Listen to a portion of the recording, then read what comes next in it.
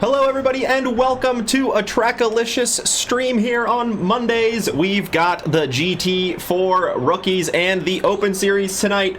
3 races for you at Monza coming up tonight. My name is Kusha Terekov. Joining me in the commentary booth is our good friend Tyler Morgan. How are you doing today, Tyler?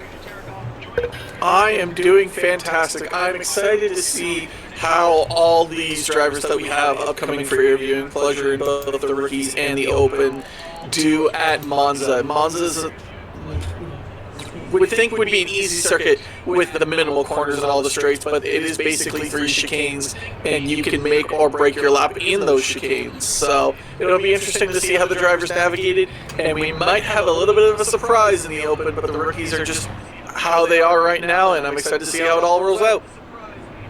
I am excited as well, and with them rolling out, let's get to our lovely track here at Monza today and check out the action we have going out on track. Of course, the rookies starting us off tonight with a 20-minute qualifying session. No times yet on the board. Really cloudy it looks like this evening. Maybe a slight chance of rain as well. And in the rookie series with our 20-minute qualifying, the first 10 minutes are going to go to the even numbers tonight, and then the last 10 minutes will be the odds. Ryan Eason out on track in the Jurassic Park as it switches over to Shane Sullivan real quick. Ryan Eason here in the Jurassic Racing Camaro out on track, passing through the tunnel of the old circuit, the banked circuit there, before heading into the Ascari chicane. One of the 3 chicanes you mentioned around here, Tyler, where you can really make or break your lap. Yeah, it's really important if you got to take those chicanes very properly. You can't really risk the integrity of the lap by taking those chicanes, and Eason's going to slow down, build a gap to car number 18, that would be Saunderson. It is on the following driver to make sure that you do build that gap properly, make sure you have enough safe space to clean up your lap and do it properly, and we'll see how Easton does. He's going to begin his flying lap. So far the driver's seemingly having times near kind of like the 157s, the 158s. So we will see where Easton can put himself. He was good in the free practice session and good up into practice pretty much at all times. We'll see how he does here as he heads into the first chicane. Yep, heading down to the first chicane. Only recently added as early as the 1970s when all these chicanes were added. Before it was a completely flat out section of the track, no braking at all, going up to the Curva Grande here after that first chicane. And even the second chicane here wasn't here until the 70s as well, and this would just be a blast straight down to the 2 Lesmos. But Ryan Eason handling the chicane pretty well, running a little bit wide into that gravel trap on the exit though. That'll cost them just a little bit of time, but he's able to keep the Camaro pointed in the right direction as he goes through the first Lesmo onto the straight now, entering the second Lesmo. Very quick corners the 2 Lesmos before heading on to this back straight. Back straight, you got to make sure you really do Lesmo 2 well. You got to get a very good exit so that way you don't compromise your run now down. I'm pretty sure this is the Ascari chicane number 3, and this one's a little bit more challenging. Those curbs can on the left hand side, driver's side, can unsettle the car, and you can cut that corner a little bit where the other bumps are, but you might unsettle your car, so you have to do it very, very carefully. Sugg and Perez currently are the 2 drivers that have lap times on board right now, but we are going to stay on with Eason as Morera does 4 seconds behind the pace. My goodness, that's got to be a warm-up lap for Morera as Eason now comes to the line and produces good enough for P3. He's less than a 10th off of Sugg. The top 3 separated by less than a 10th, Kuja. Super close between our top 3 so far. We do have a couple of drivers serving either pit lane starts or quali bans, so we'll just have to wait and see how the field plays out with those in place. A couple of other drivers out on track at the moment. Let's check in with Chris Saunderson see how the Audi is getting along in the number 18. Currently no time on the board. Was just in front on track of Eason. Really cutting the second chicane there. Able to avoid the sausage curbs entirely on the inside. And now going through the Lesmos, the Audi looks pretty planted through that corner, running a little bit wide yet again, and hopefully not invalidating his time to be able to set one on the board here. I'm pretty sure he did invalidate at Lesmo too. I'm pretty sure he invalidated in the first chicane, which is a little difficult to do. Normally you miss your braking zone entirely going into the first chicane, but I do believe he is on an invalid lap right now. There's a yellow flag. That would be the 84 of Morera, as you can see with Saunderson passing by in the ditch. We will quickly flip over to Sam Warden, however, as he is currently on a valid lap going through Lesmo 1, getting ready to go through Lesmo 2. He's seemingly entered it well. He's seemingly exited it well. And on now he goes down through the straight after Lesmo 2 all the way down to the Ascari chicane. He's currently finding himself fourth on the provisional pole leaderboard that you see on your left-hand side of the screen. And as Kuja said, the evens will get the first 10 minutes, and then the odds will get the second 10 minutes. It'll be different in the open, as it'll be a free-for-all qualifying, which you'll see later. But first, we have to get through the rest of this qualifying session in 2 20-minute races, Kuja. We sure do. 3 minutes, 20 seconds on the clock for the even runners to try and put down their best lap time. Sam Warden about 8/10 off of the pace at the moment, rounding the Parabolica, the final corner of this 11-quarter 3.6 mile layout at Monza. Does improve his time to go within 0.6 of pole, but still stays in 4th place in the number 22 Camaro so far. Ryan Eason goes to the top with a 157.655, 0.3 clear of the next best driver in 2nd place, who is Colin Sugg at the moment. Crossing the line, see if he can improve his time. That was his best lap on the last lap that he did, but not able to improve his position. Nope, he is still stuck where he is stuck right now. He's got Joan Perez, at least for close company, being the fact they're only literally half a tenth behind one another, so still plenty of time left to go in qualifying. They all got at least one more run in them. The 44 maybe not. The car number 2 and somebody are battling there, it seems.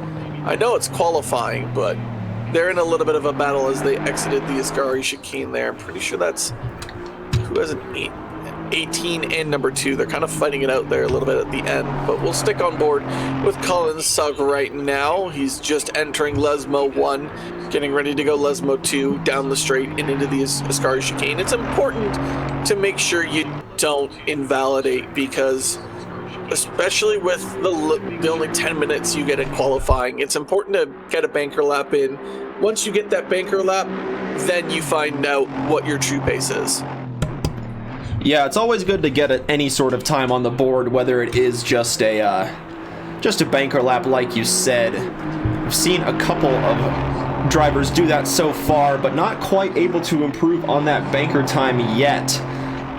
And Saunderson now going into the pits with 1 minute left in the qualifying session. I think that is going to be the session over for the number 18 Audi, currently sitting in 7th place, 2.8 seconds off of the good, and Colin Sugg is going to run wide at the final corner. That will invalidate this lap, and hopefully not invalidate the next one, as if you exceed a certain speed on corner exit, the game will award you a penalty for that, and it will invalidate your next flying lap attempt. But it looks like all things are good to go for Colin Sugg on this attempt as he enters the first chicane, known as the Variante Rettifilo. Rettifilo, one of the more dreaded names, in where Sebastian Vettel's brakes decided not to work anymore, and he just went through the Palestine barriers that you see over there in chicane number 1. Colin Sugg, he definitely has the pace to get onto provisional pole as it stands right now, but he's just got to be careful. That sausage curb there in the second chicane is very deadly to those who decide to test its limits. Sometimes it may forgive you, sometimes it may not, as he goes down into Degna 1, going all the way down into Degna 2. Oh, Degna? What am I talking about? I'm thinking of Suzuka still, Kuja. Yep, the Grand Prix this weekend, of course, on everybody's mind with the slight snooze fest there was around Suzuka this weekend, but we are at Monza here tonight in the Trackalicious GT4 Open Series. This is round 4 of the Spring Championship. Already hard to believe that there's been 3 incredible weeks under our belt so far. We're already at the halfway point of the championship. Yeah, I can't believe that it feels like it's gone this quick so fast. Like, just to think, I was trying to figure out which Sullivan this was, trying to get Schink and Matroni's name, Moreira's name correctly.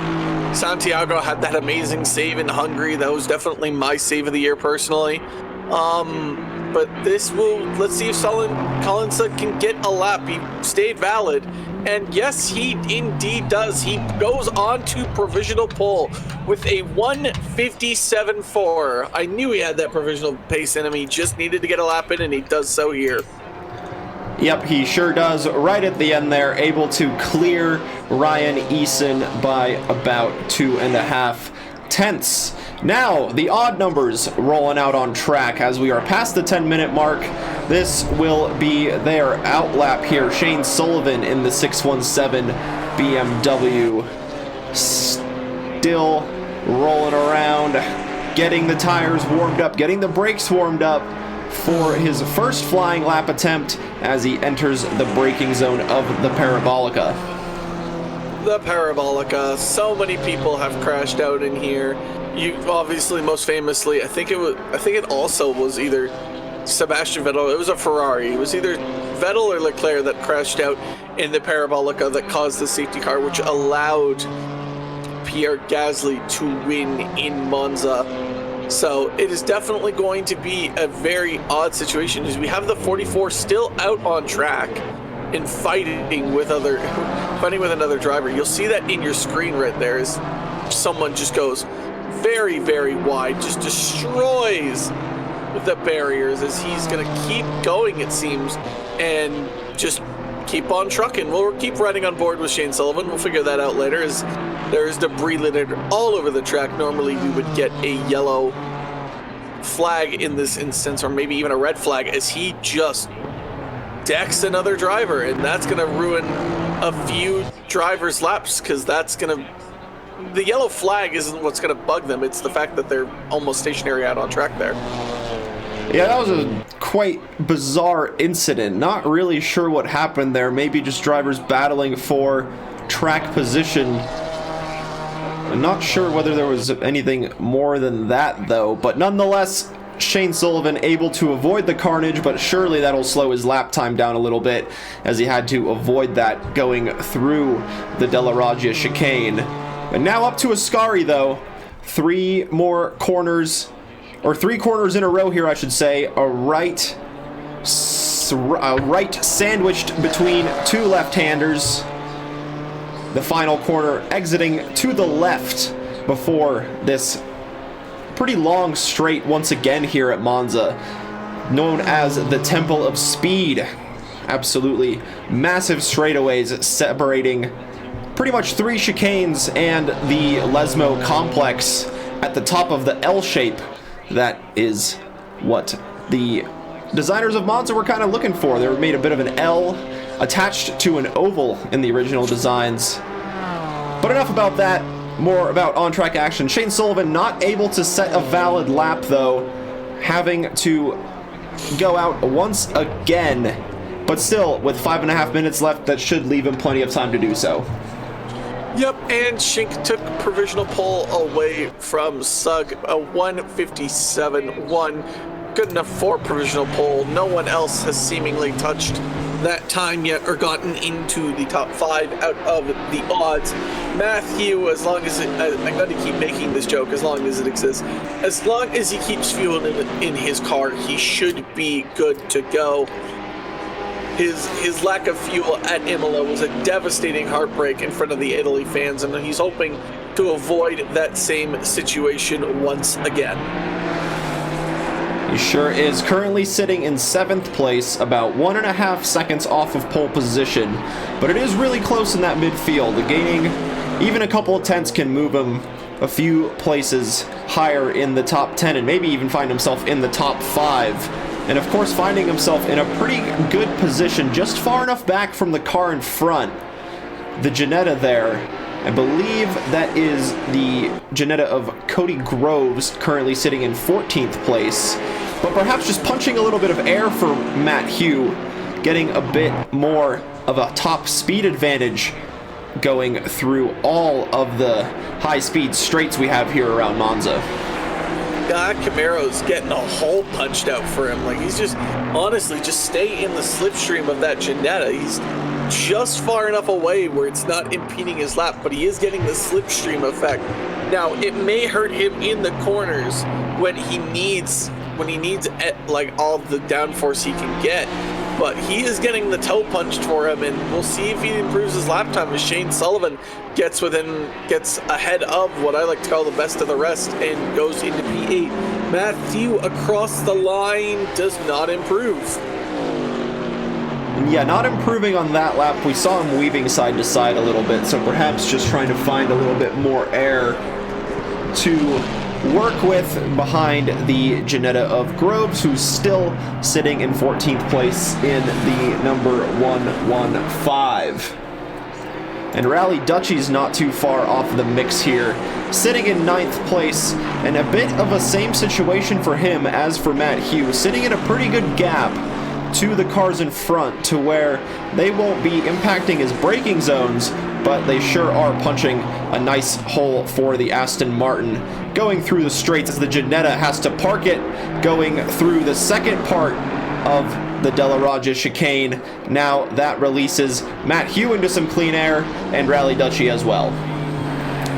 Yep, and just as you were talking about that, I've seen some changes on the leaderboard. Santiago is obviously the biggest one. He's found himself inside the top 5, just behind, just a little under, a second behind Shink. You have Porkchop in P9. You have Martino also getting ahead of Sullivan into P10. So this fight is very much still on with 2 minutes and change left to go here in this qualifying session. Yeah, just about time for 2 more laps for those crossing the line now, with the times being in the 157s. They should have enough time for 2 more attempts. Rally Dutchy, unfortunately, will more than likely get to the line before that timer hits, and we'll just have 1 more flying attempt as Christoph Schinke at the top in the number 69, able to improve to a 156.995, 4 tenths clear of Colin Sugg, whose qualifying session has ended at the 10-minute mark due to him driving an even-numbered car. Oh, there goes Matthew up into P4. Dutchy not really able to improve all that much, still 1 tenth behind his best lap. But Matthew finds himself in the top 5, kind of in the middle, kind of in just ahead of Joan Perez and Santiago. Santiago knowing full well he can extract more pace out of that car, but he has done an invalid lap, but he will have time for 1 more. We ride on board with Nicholas Woods in the Scuderia Pepperoni. I can't even say that last part of that name. I'm not even going to bother trying. All right, here he comes to the line. Can he improve? No, he can. Nope, no, he can't. And he's out of fuel, and that will be his qualifying session. He will sit minimum. Actually, he will sit 14th. He cannot improve any better than that. Yeah, he cannot. Brian DeSantiago can in the 777, coming up to the line, currently sitting in 6th. Actually, he already crossed the line, so that was his lap there, up into 6th place. Has 1 more flying lap attempt with just 30 seconds left on the qualifying clock here in the rookies qualifying session of round 4 at Monza. As always, Monza provides a good bit of action for us in the 2 20-minute races we have ahead. Should be plenty of it, especially with how close this grid is. Oh yeah, definitely. Christoph Schink gets across the line to start his final qualifying lap, and that will be it as the checkered flag waves. Triple zeros on the time. Nobody else can start a lap. You can finish it if you're on one, but that is it. So Sullivan is out, 53 is out. The car behind, I think that's 620. That's Rally Dutchy. Can he improve possibly on his lap time? Yes, he can. A very good improvement as he was 12th. He now finds himself P8. There are only 2 drivers, I believe, left, at least according to my screens here, that can improve on their lap time. Santiago finds himself just on the cusp of the top 5, and Christoph Schink, who already has provisional pole, and that's going to be the end of Santiago's lap. I do believe he invalidated there just on the exit, which is unfortunate because that curb really did bounce that BMW and he couldn't save it, unlike what he did in Hungary. So as far as I'm concerned, Christoph Schink does have provisional pole here.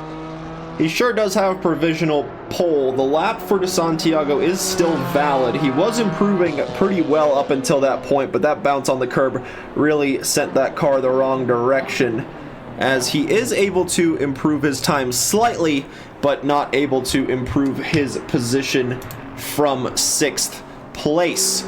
Christoph Schink, the last driver on track in the number 69 Mercedes, rounding the Parabolica for the final time of qualifying, already has pole position in the bag, but just trying to pull that advantage even more at the top.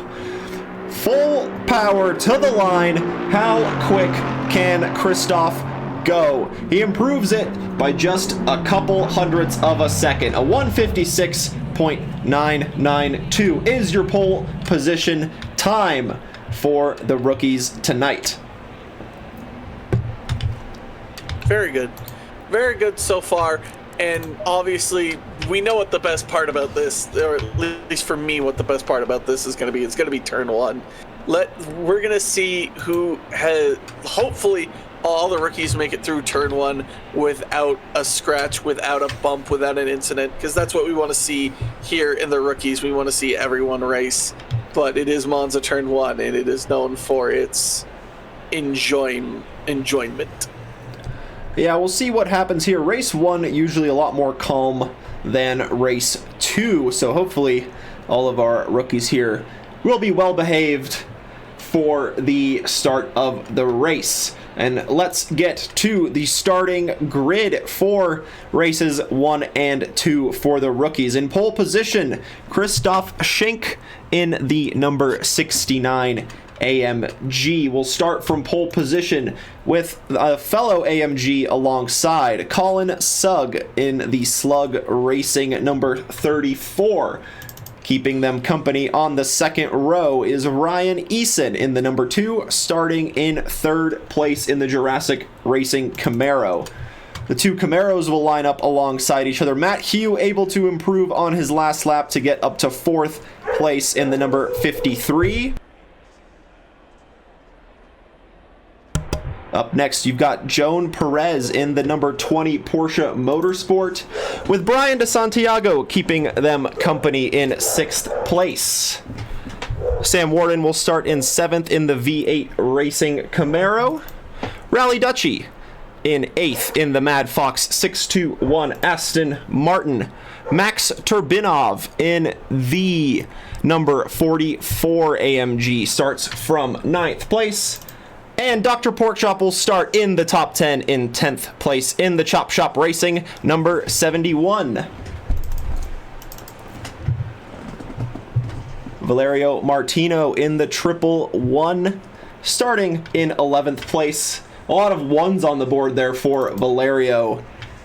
Shane Sullivan in the 617 Racing BMW starts from 12th place. Domingos Matroni in the number 5 McLaren. The first McLaren we see on the grid here, lining up in 13th place. Nicholas Woods, the Scuderia Pepperoni Margarita, the number 39 AMG, starting from 14th place. Chris Saunderson flashing his lights away in the number 18 Audi, will be starting from 15th place. Cody Groves in the Janetta 115 will keep him company. Lining up in 16th and in 17th, Vicente Moreira, and those going to the pits are now in the pits as we stand with Sam Warden, Nicholas Woods, and Emmanuel Ramirez starting from the pits. Last but not least on the grid, Joe Allenson in the number 76 Porsche. Here we see the livery of Emmanuel Ramirez, who will be starting from the pits in the 157. Well, this is sure to be exciting. I'm about as nervous as a cat in a room full of rocking chairs, but this should be a great session. The rookies so far have shown us really great moments, real great action.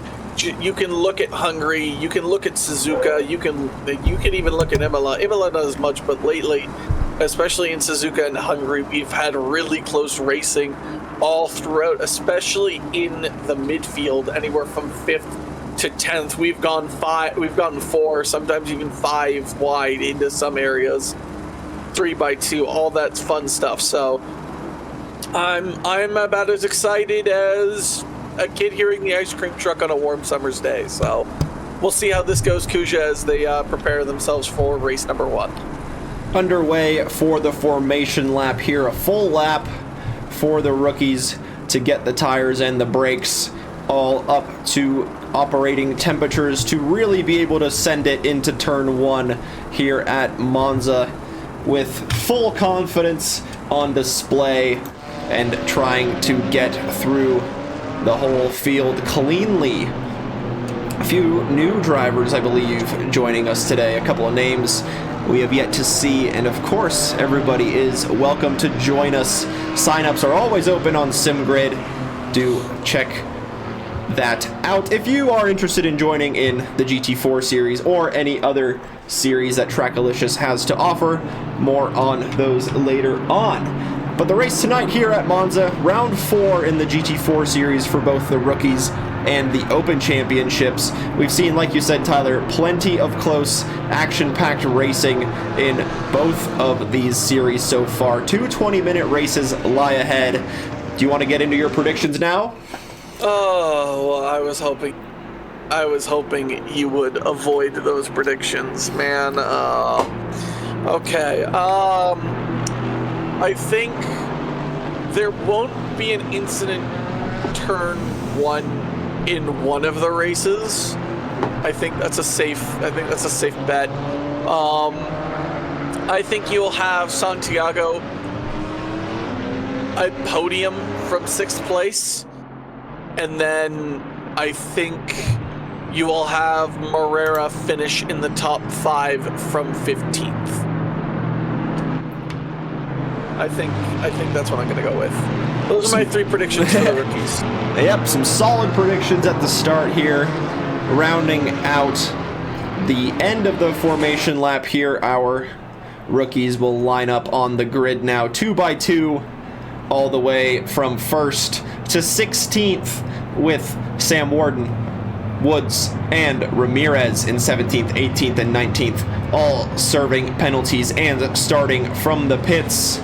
Around the Parabolica they go at probably the slowest speeds they'll go through there all race long for the formation lap here. Colin Sugg alongside Christoph Schinke, the pole sitter, the 2 AMGs on top, the 2 Camaros behind, and a whole big mix of cars behind them are going to get rolling any second now. The green flag will wave, the green lights will go, and our timer will start on this 20-minute race. And a great start from the inside lane. That is Ryan Eason and Christoph Schinke getting a huge jump on the field, and now Ryan Eason is having a look on the outside of turn 1. He already got to 2nd place, and through the inside, Colin Sugg sends the AMG to take 2nd place back, but Eason has the inside, and they're going to try to go side by side, but it looks like Colin Sugg got that position back. That was an absolutely beautiful move by Sugg. It looked like he lost out big time on that situation, as you have Santiago falling currently sitting himself in 7th position as it stands right now. Then you have this battle in the backfield as you have as the timing sheet goes crazy.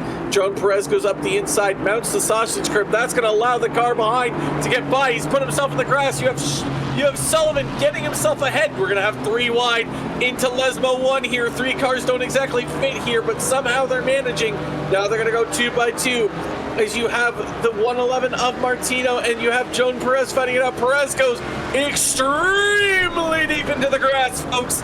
I'm sorry, sir, you cannot put your car there, as Martino finds himself now in a battle with Mr. Santiago himself. Santiago has the run. He has the BMW. He has a good amount of speed. But the Porsche does have very good brakes into the corners. And so far, it looks like Martino's going to find himself in a very good position in here, it seems. But the BMW does have some straight line speed. And it's going to show itself here after the Scari chicane, heading down into the Parabolica. Who is going to be the bravest on the brakes as they go side by side now? Martino's going to hold on the inside while Santiago goes onto the outside. It's all about the exit here now for Santiago. Can he get a good enough exit, Kuja, to get Martino into turn 1? Martino absolutely on the power on the exit. Matt Hugh at the front, under pressure as well. Or sorry, that was not Matt Hugh. That was Ryan Eason under pressure from Turbinov in the number 44, making up a huge number of places from the start. But now having to cut through the chicane, as does Ryan Eason. Matt Hugh still has that 3rd position with number 44 Mercedes in 4th, with Ryan Eason slotting into 5th, and Shane Sullivan looking to take advantage of all of the carnage happening ahead of him in 6th place. And he might have a run here down the inside, but Ryan Eason covers it off. But Shane Sullivan isn't going to let him cover it off that easily as he tries to squeeze that BMW on the inside, but the Camaro covers it off beautifully, being super confident and late on the brakes there into the Della Raja chicane. Yeah, that was a great defense by the number 44 there of Turbinov. Now we ride on board with Santiago, who's still doing their best to try and catch Martino here. As the Porsche slides a little bit, but keeps on hold. Martino actually might have a run at Sullivan here. So, as always, we seem to have these close battles right now from 4th all the way down to about 10th. Allison's a little far back, same with Dutchy, to make this a nice, more interesting battle. But we still have some really good battles going on. You have Easton trying to catch Turbinov. You have Martino, Santiago, and Sullivan about to make a 3-way sandwich here. The Porsche is stuck in the middle of this BMW sandwich. It's not what it wants, as you are going to have Santiago here go around the outside.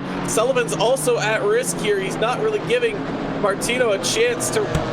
he's giving him a chance to defend, but it's just not working out. The dirty air is unforgivable from these BMWs, and Santiago is going to get ahead of Martino, but Martino is going to have the slipstream in the Porsche. Santiago getting a slipstream from his BMW compatriot in Sullivan. That might be enough to keep the place, but we're going to roll down to turn 1.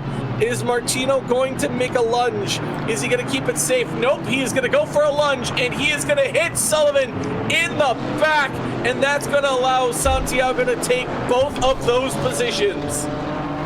Yeah, just a little bit late there, unfortunately, from Martino. Able to pick up the position on the inside of one of the BMWs, but hitting the second one. And both Shane Sullivan and Martino got a little bit stranded there at the first chicane, just now being able to recover. And that is an unfortunate incident to happen here in race 1. But Brian DeSantiago, the fortunate victor there, not having any damage to his BMW and picking up the position. Now back to where he started in 6th place. Yep, and then we have a few other battles that are being closely aloft. Easton's still trying to chase the number 44 there of Turbinov. Turbinov doing his best in that 44 Mercedes to just hold on and cover that Camaro off. That Camaro is absolutely blistering with pace right now. Yeah, Sullivan and Martino fell quite a few places, but Easton trying to gain himself another position, looking to get himself into the top 4.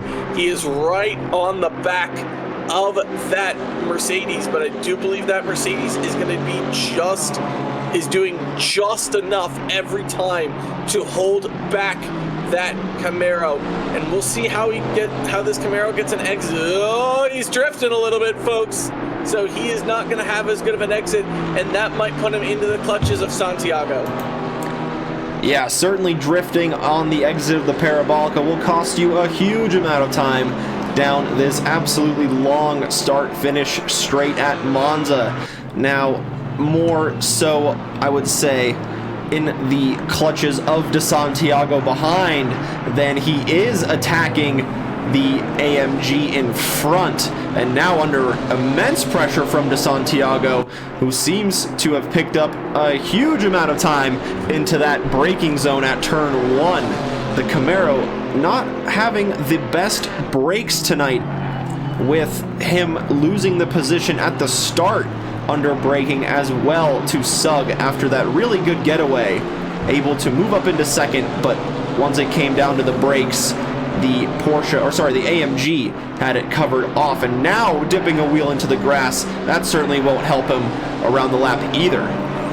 No, it will not. He's going to find himself almost going into gravel.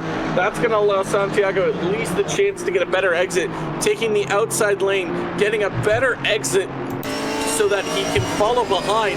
And there you see from Eason's wing the power of the BMW, the side draft becoming ever so important.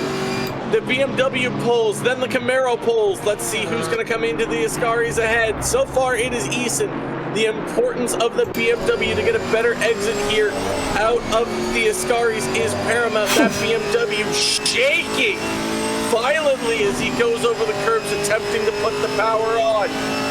But so far he will stay ahead going into the Parabolica. Now, if he has a mistake like he had last time, this will allow Santiago the opportunity. Look at Santiago Gave. But so far, it doesn't look like Eason's had a moment, but that BMW will pull on this straight. Look at the BMW chug and chug and chug. It is a train on the tracks. It is coming. You just have to beat it to the crossing. Look at Santiago go. He is going to take the outside, leave the Camaro the inside lane, and let's see. No contact between one another. What beautiful racing that is. Santiago going round the outside, but the Camaro's going to be like, no, just you wait a minute. I want at least the chance to fight for this back, and he is going to have that opportunity. But Santiago's pulling away. He's going to have to think of something. He's going to have to maybe make a send here. He looks like he's setting up for it, and yes, he's going to. He's going to send it up the inside, and he is going to take the place back. What racing between Santiago and Eason there. Yes, De Santiago super confident into the first chicane, but the Camaro even more so into the second one, and able to get it through on an absolute send up the inside of De Santiago. And Eason now back up into 5th place the way they started the lap, with Joe Allenson creeping up in the background there in that pink number 76 Porsche, trying to get involved in this battle and maybe, just maybe, get that Porsche into the top 5 also. Christoph, go ahead. There's definitely opportunities.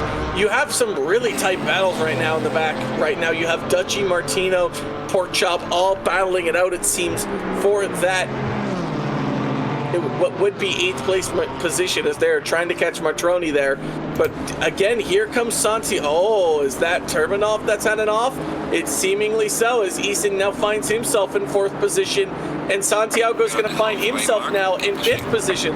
But hold on, just wait a minute, folks. Turbanov's not going to give this up lightly. He might go down the inside here on Santiago. He is a ways back, but you never know here. If he feels confident, he might give it a shot, but it doesn't look like he's going to find confidence. Never mind, folks. He is going to go up the inside. Santiago almost looked like he wasn't expecting Turbanov to even make that move, but what a bold move by the number 44 to take back P5. Indeed, a bold move That sure was. Sending it from like 2 car lengths back is absolutely impressive stuff. Thank you very much for the follow. We appreciate the support here at Trackalicious. Hope you're enjoying the race we have here so far as Turbinov judges the second part of the chicane and has to run wide and gives the position to De Santiago and Joe Allenson. Allenson with a great race so far, starting outside of the top 10, finding himself now in 6th place. But Turbinov, we've seen him send it before, as Allenson now dipping a wheel into the grass on the exit of the Lesmo. That surely is going to give the place to Turbinov, who's going to have a run down the inside as they pass through the bridge here. He has been really confident on the brakes, but Joe Allenson has been showing some pace in the back, looking down the inside, but Turbinov very confident on the brakes, able to cover off that opportunity for the moment. Allison's going to get a great run here. Not leaving much space to the imagination, Turbinov there, as Allenson was pretty much all 4 wheels off the track, as they are going to fight it out now for the 6th place position. In goes Turbinov first. Allenson going to do their best to just stick behind this Mercedes and try and get a slipstream. Allenson going out wide, Turbinov taking the inside. But let's see what happens here, folks. Turn 1 has provided many, and I mean many sends so far. Is Allenson going to be the next person that sends it? Turbinov covers off the inside, makes a little bit of a late move there. Allenson just kind of sticks behind, and then Turbinov forced to take the escape road. It'll be interesting to see how that ends up being, as he will keep the position because of that. And we'll see if Allenson can get back and make this incredible battle last even longer. Yeah, a bit of a late all around from everybody. Allenson with the late move, Turbinov covering off the move a little bit late, getting through the chicane a little bit late, and same with that moment there. Just the second part of the chicane, having to slow that Mercedes a lot more than he needed to, and that is allowing Joe Allenson to really get on the bumper of the AMG in front, with Matroni now in the number 5. Not too far off this battle here, so these two might need to consider picking up the pace. Rally Dutchy running very wide in the background might give the position to Martino, and Martino with a pretty good recovery now, back into the top 10 in 9th place after his unfortunate contact deep send into turn 1, but now into 9th place with Rally Dutchy in 10th, running a little bit wide at the second Lesmo. Now, Aston Martin was struggling through Lesmo too, as it was caught on the cameras. But then again, the Aston Martin here is not very viable, as Allenson again is going to have this battle with Turbinov. He's going to take the inside, and he just absolutely says, "I'm just done with you," and hits from behind. That's going to allow Matroni and all these other drivers the opportunity to pass, and Matroni's going to have a run on Allenson here. That McLaren is absolutely base boosted right now, and he is going to go round the outside. Martini defends, Martini. That would be Allenson defends the inside, forcing Matroni way outside. But the outside will become the inside, as Matroni with a beautiful move to possibly take this position, but it is not over yet, folks. They are going to go side by side now, heading towards the second chicane. 1 corner to go, 5 minutes left to go. Who is going to be the bravest on the brakes? Matroni now has the inside, and he is going to go deep, it seems. Yep, he is going to have to go deep. That is going to allow Allenson the opportunity. Allenson flashing him, "Give me that position," he says. "You gained it off track," and we will see how the drivers sort this out. Yeah, we'll have to sort it out in the steward's room after the race. We'll see just how everything plays out. A few late moves we've seen in the race so far, and a few drivers chopping across the track. Why did you kill? The chat is asking. I think the Mercedes was just struggling to get on the power, and there was just a bit of a miscalculation from Alonson, who had already put the power down to full to try to get the speed advantage down the straight.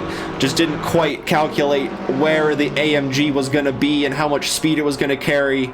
Pretty difficult thing to do and get used to, especially through the Parabolica, where you're just kind of lingering on the throttle, waiting and waiting to put it down all the way for the blast down the start-finish straight.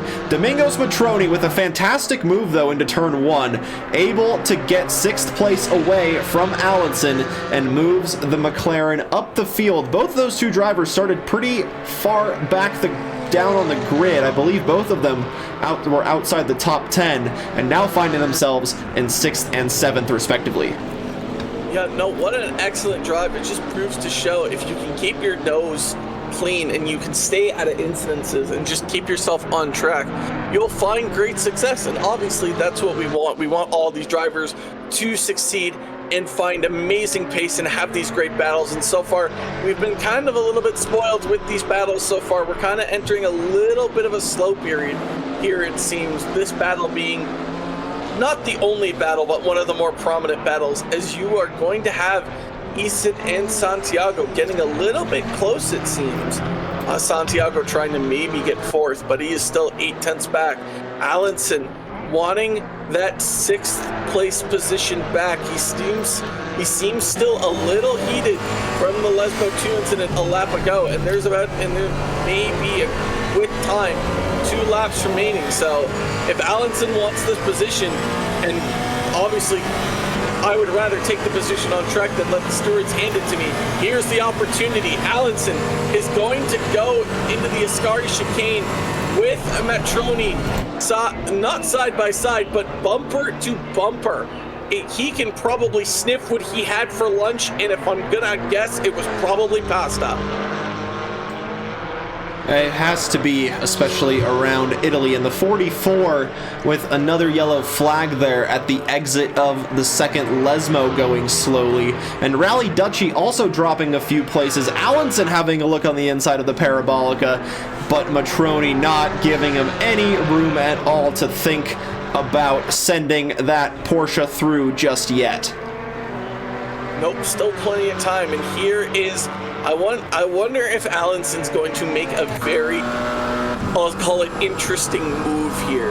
He thinks he should have this position after the Lesmo 2 incident, and there's the flash warning that he's coming, and there's the dive up the inside by Alonson. Is he going to be able to stay on track? No, he is not. He is going to slow down, though, and he has to slow down or risk a track limits. You get 3 of those in a race. If you get 4, it will be a drive-through. So he probably had to slow down to avoid getting a drive-through penalty there. Smart decision-making there by Alonson, but the frustration is creeping in for the 76 Porsche as he's running out of time to gain that position. Yeah, we'll just have this lap and one more lap to go. The 44 is stranded on the straight between Ascari and the Parabolica there. Hopefully not in the racing line and in the way of the leaders who are going through. Barely talked about them so far, but Christoph Schenk in the lead after 9 laps still in the number 69. Has about a 6-second gap to second place Colin Sugg, and these two are now going to go side by side after exiting the second Lesmo. Alonson is going to have the inside going to Ascari. Is he going to keep that advantage? Matroni sweeps around the outside. There's a bit of contact between the two. Matroni tries to keep it on track, but has to go over those bouncy curbs, and unfortunately for Alonson, he spun around there, but able to keep it going, and unfortunately he's going to give up a few more places there. I believe that was Pork Chop rolling through. Now Joe Alonson finding himself unfortunately down in 9th place. That 44 of Turbinov is absolute. Oh, he did! He made contact, and that is a massive incident. That's collected at least 3 drivers as Turbinov was on the track with that absolutely damaged Mercedes, and that is Sullivan somewhere out of nowhere. Just in the gravel, comes back on, and that's allowed Allinson to at least recover one position as he is sitting 10th at the moment. Or And actually, Matt- sorry, he's 9th. Yeah, Matt Hugh in the pits as well. Maybe a bit of Imola creeping in and not enough fuel in that car. And now he is, oh no, he's actually, I'm not sure if he's in the pits or whether he has retired and just returned to the garage completely from 4th place. Matt Hugh, the number 53 in the pits, as well as the number 44. And Joe Allinson, after that unfortunate incident at Ascari, finds himself with a bit more damage at the back straight, but able to keep 9th place for now. Yep, he's able to hold on to that for now. And Christoph Schink and Colin Sugg. And it would have been Matt Hugh, but he is now seemingly out of the pits. I'm honestly wondering if he's run out of fuel again, dude. That's just heartbreaking. Like, that just, you can't make that up. Is now Eason finds himself in the podium position as Christoph Schink rounds the Parabolica. He, barring an absolute just full brake stomp, dead car, he will win race number 1 here at Monza. P number 2 going to Mr. Sugg himself. The Mercedes 1-2. Too bad they aren't teammates. And that's Eason. Oh my God, that's Santiago. He's right there. If the finish line were on the end of the straight, it'd be more of a battle. But Eason will take P3 with Santiago right on his rear for P4. Matroni will finish P5. And that's going to be Martino with, after the incident with Mr. Shane Sullivan, will find himself 6th. Porkchop and Sam Warden are going to fight it out, but Porkchop will hold on. He will find himself in 7th, Warden in 8th. Allison will finish 9th. Sullivan will finish 10th. Dutchy will finish 11th. Saunderson will finish 12th. Groves will finish 13th. Ramirez holds on to 14th. Woods holds on to 15th. Perez 16th. Morera 17th. And Matthew, unknown what's happened to him, he will finish 18th. And Turbanov, after a massive incident where he was already Matthew flipped his car. Yeah, I was just seeing that in the chat. Maybe, I know he has a live stream going on at the moment, so maybe we can go ahead and, one of us can check, yeah, go ahead and check that out real quick and just see what happened there. With Moreira crossing the line in 17th, Matt Hugh, after what is being told, flipped the Camaro, going back to the pits in the 53, taking the checkered flag, though, in 18th place, with Turbanov in 19th, retiring from race 1. But that's just race 1. One 20-minute race under the bag. Another 20-minute race to go. Good action, pretty good battles into turn 1, apart from a couple of late sends that did unfortunately result in some incidents. But apart from that, really good clean battles into the chicanes, drivers leaving each other plenty of room to battle it out and go through those chicanes side by side and then take the battles to the straights. Anything from you, Tyler? Did you catch that video? I'm still trying to find it out, as it seems right now. The joys of what we like to call ads here at here will cause that situation to be finding. I'm still researching it out right now. I'm gonna talk to the man himself and see what I can figure out. But that if he has flipped the car, I need to know how. I need to know how he's done that, because that is incredible at Monza. Yeah, we've got some insider knowledge, as always, from the chat, saying that the Camaro is prone to flipping. It's a known feature. So, hopefully, that is, we unfortunately missed that for the action on the camera for all you folks watching along, but hopefully we'll be able to get that insight here very shortly from Tyler. And then our top 3, Christoph Schink, Sugg, and Ryan Eason. Pretty far battles between those two, 7 seconds between them, with Santiago putting on the pressure pretty late there, and we're just waiting for the session to forward. Maybe an admin can hop in and just forward that session for us because Turbanov is technically yet to cross the line, and he has retired to the pits. But nonetheless, there should be a timer in ACC for that session to forward at any moment now. I don't know if you want to do this on the stream, Kuja. It is up to you. He has indeed flipped the car. Somehow he has managed to do that. He said as he was going through one, he just clipped it and it flipped. He said he wasn't even going that fast. Okay, never mind. It has forwarded the session. I was about to say you could have gone to the replay and quickly looked it up, but now that it's moved to the next session, I don't know if you can.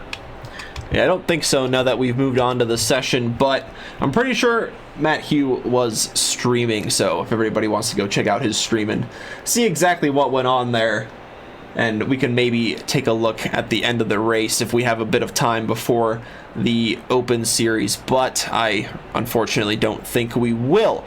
But another 20-minute race lies ahead. No pit lane starts or quali bans being carried over into race 2. And Tyler, would you like to remind us of the starting grid this time? Sure, I'll do a quick run through as we've done it once. So if you've missed the first race and you're now somehow here for the second, we will reintroduce you to the grid. You have Christoph Stink in pole position, number 69. You have Colin Sugg in P2, number 34. You have Eason, number 2 Camaro, found himself on the podium position. You have Matt Hugh, who somehow flipped his car in the end of race 1 there. We'll see if we can find a replay of that and show it to the stream maybe. He sits P4. You have Joan Perez in P5, number 20 in the Porsche Motorsport. You have Mr. D. Santiago himself in the NPG 777 BMW. He has got Sam Warden for company. He finds himself 7th after a pit lane start in the first race. Rally Dutchy finds himself P8 in the 621 Aston Martin. He struggled a little bit. And then you have Turbanov, number 44, finding himself in a whole sad bunch of incidences. He's in a 44 Mercedes. And to round out the top 10, you have Dr. Porkchop, found himself having a nice clean race. He finds himself inside the top 10. I'm pretty sure he finished inside the top 10. Then you have Martino in the 111. He's got Shane Sullivan for company. Those heated rivals find themselves back to back again. So we'll see how they go into race 2. Then you have Martroni, number 5 in the lone McLaren. Then in 14th, you have number 39, Nicholas Woods in the Scuderia Pepperoni Margarita. And in 15th, you have the lone Audi of Chris Sanderson. It's a beautiful livery. I love it so much. Then you have the Ginetta, the 115 of Cody Groves. Then you have Morera in number 84. I was about to say 84th. He finds his 17th, number 84. Then you have Allenson at number 76. Had an excellent race, finding himself gaining a lot of positions, number 76. And then you have Ramirez, the 157, lining the back in 19th. All right. Race number 1 didn't have a turn 1, real massive turn 1 incident. And if my predictions are correct, which they kind of have been, oh boy.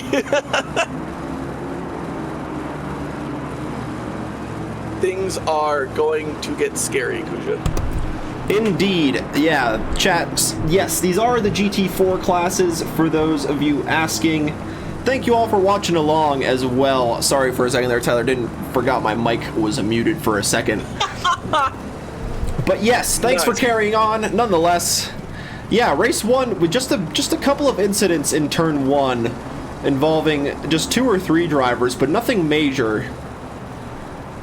Thanks. Oh, it's some people don't read that. Reading is hard. The title's long. It might have been at the end where you missed it. It doesn't hurt to ask. Don't worry about it.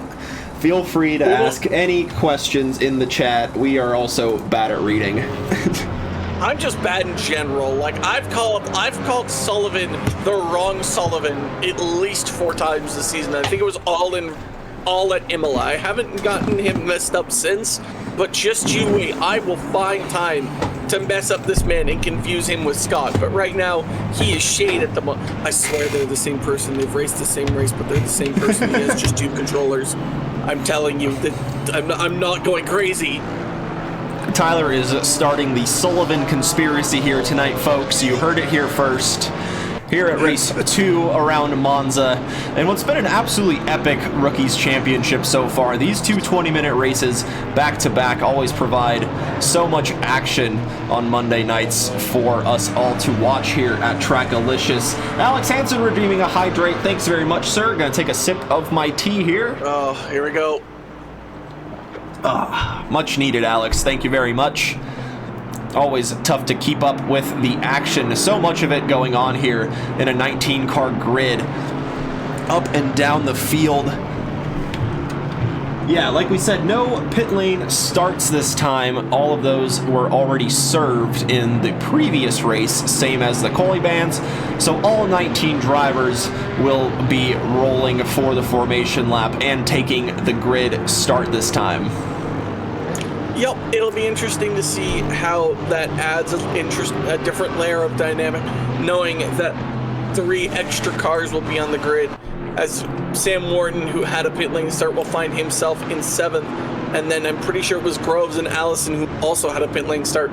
They will be on the grid, so it'll be interesting to see how they fare, because they haven't had a race start where they're going at full speed. They were coming at a pit speed, but they haven't been going full speed. So it'll be interesting to see if they can brake correctly for turn 1. So far, everyone seemed to be fine, as I said before, in turn 1, race 1. Let's see if they can be good in turn 1, race 2, as I will throw it back to Kuja, because they are now going into zipper formation. Everybody's favorite zipper formation towards the end of the lap, or the end of the formation lap, I should say. Lining up 2 by 2 from 1st all the way to 19th this time, and no pit lane starts. 2 AMGs with 2 Camaros right behind them, looking to pounce on any opportunities into turn 1 and the following chicane, and a whole 20-minute race after that as well. Eason was able to get a good getaway in the last race. Let's see what happens here in race 2. Drivers coming up to the start-finish line, where the green flag will release them for the 20-minute race ahead. Green light, go, go, go. The green light shows Joan Perez and Matt Hugh are going to be side by side, with Eason once again getting a fantastic getaway, bump drafting. He's bump drafting Shinka in front to try and get that position from Sugg, but Sugg once again really confident on the brakes, might stick it around the outside, but I think Eason this time is able to get it through. There's a bit of contact behind Dr. Porkchop. There's a big incident behind. Let's see if we can pick up who that is. There's the Audi there in the background really quickly, picking it up there, but not quite sure who else. Our timing tower will surely update, but let's head back to the front of the grid and see what Ryan Eason is doing with a much better turn 1 than last time. Is now finding himself in 2nd place and right on the tail of Christoph Schinke for the lead. Yep, he's definitely found himself in a better position. He's not having Colin Sugg right on his bumper compared to last time, and several drivers got caught in that situation. You had Allenson, Sanderson, Turbanov, and Matroni all find themselves in the back from that massive turn 1 incident. But we stay on the front lines with Eason and Schinke. Sugg doing his best to try and get involved. Santiago also trying to do his best to stay in this battle, and then you have Perez, Hugh, and Warden having their own little mini scrum behind. As you saw, it's going to be important to come out of the 3rd chicane as all these drivers are drifting. These tires still yet to be warm as the Camaro pulls and pulls on this Mercedes. Can he find? Not giving him a bump draft this time, as Schinke just covers off the Camaro, just giving him enough space so that he doesn't get rear-ended. But here comes Easton. The stick is coming for you, Christoph Schinke, and there's almost nothing you can do. Eason's gonna try his damnedest to get the lead of this race. Christoph Schink is going to defend. Eason is going to take the outside. Who's gonna be last on the brakes? It looks like they both were. And so far, Christoph Schink is going to hold on to the lead of this race. And Eason just has a little bit of a slip up. And he might not get it, but Santiago is chasing Sugg. He is right on the bumper. If the camera can go back a step, and it does, Santiago is going to maybe get Colin Sugg here. My voice is starting to run out. Can Santiago get Sugg into the second chicane? No, as I throw it to Kuja. Yeah, absolutely fantastic battles here from first to fourth place, and even further in the background, absolutely epic stuff. There's a Mercedes there of Nicholas Woods cutting across the second chicane, giving a few places up to these ahead. Shane Sullivan finding himself in 9th place at the moment, with Dr. Porkchop in that Alpine getting closer and closer, and Rally Dutchy not too far in front in that Aston Martin. We saw Porkchop take to the escape road at the first corner at Monza here at the race start, able to avoid the carnage that ensued. And there's yellow flags in the back. That's the 84 and the 111. The 84 is Moreira, and the 111 is Valerio Martino, finding himself, unfortunately, in another incident now at the back of the grid. Dr. Porkchop, fantastic exit out of the Ascari, but the BMW just pulling away on the straights from that tiny little French car. But still, the BMW not able to get the position on Dutchy, but Dutchy is running a little bit wide, but Porkchop with a fantastic exit out of the Parabolica. They're going to go side by side, but crucially, the toe is going to Shane Sullivan in front, who has the toe from Dutchy, and now Ramirez is going side by side. They're touching in the background. Ramirez is having a look down the inside. Is he going to get the move done? They're both really aggressive on the brakes. Shane Sullivan has to look out in front, and that is Sam Warden facing the wrong way in the Camaro. Oh, a drive-through for Schink, you're right. Oh my, what's happened there? Sorry to cut you off. I just see a giant red drive-through for Christoph Schink. I don't know what he's done to get that. Could he have, there's no way he's gotten 4 track limits in 2 laps. That would be absolutely mind-boggling, as that is an absolute ramming of behind from Nick Woods onto Porkchop, who then spears into Ramirez. Nothing that Porkchop could do. Neither could Ramirez, as Ramirez and Porkchop are both a passenger after Nick Woods absolutely just goes into the back of him. But continuing on, yeah, Christoph Schink has managed to find himself in a drive-through. He's got 3 laps to serve that, and based off of everything, how tight this grid is, he'll be in last. That is unfortunate for Christoph Schink. We'll hear from him in the interviews post-race if he so desires, and we can ask him about that. But that's devastating for Schink, as Santiago appears to be right on the back of Sugg.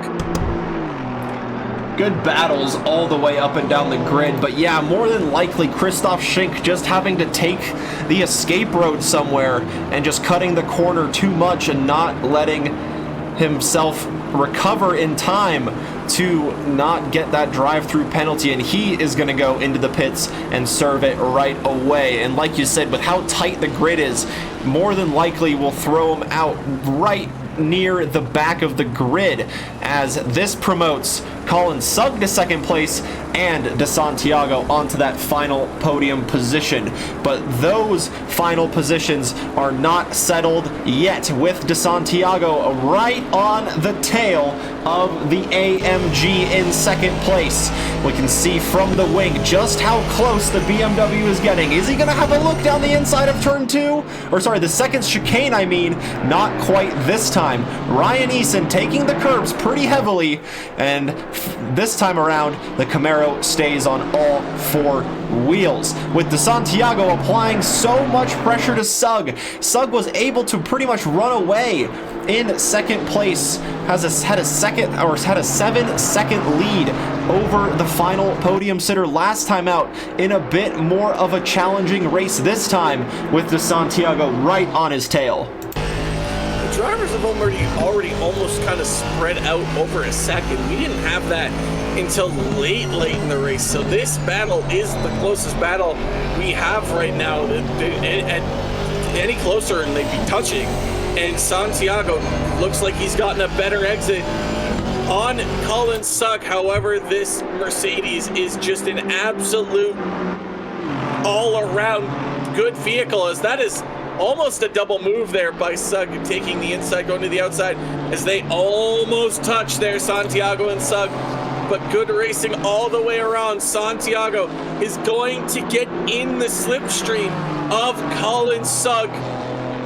And there may be, just maybe, a moment here where Santiago thinks, I could go up the inside. I could be the man with the spotlight. I could have my moment at Monza.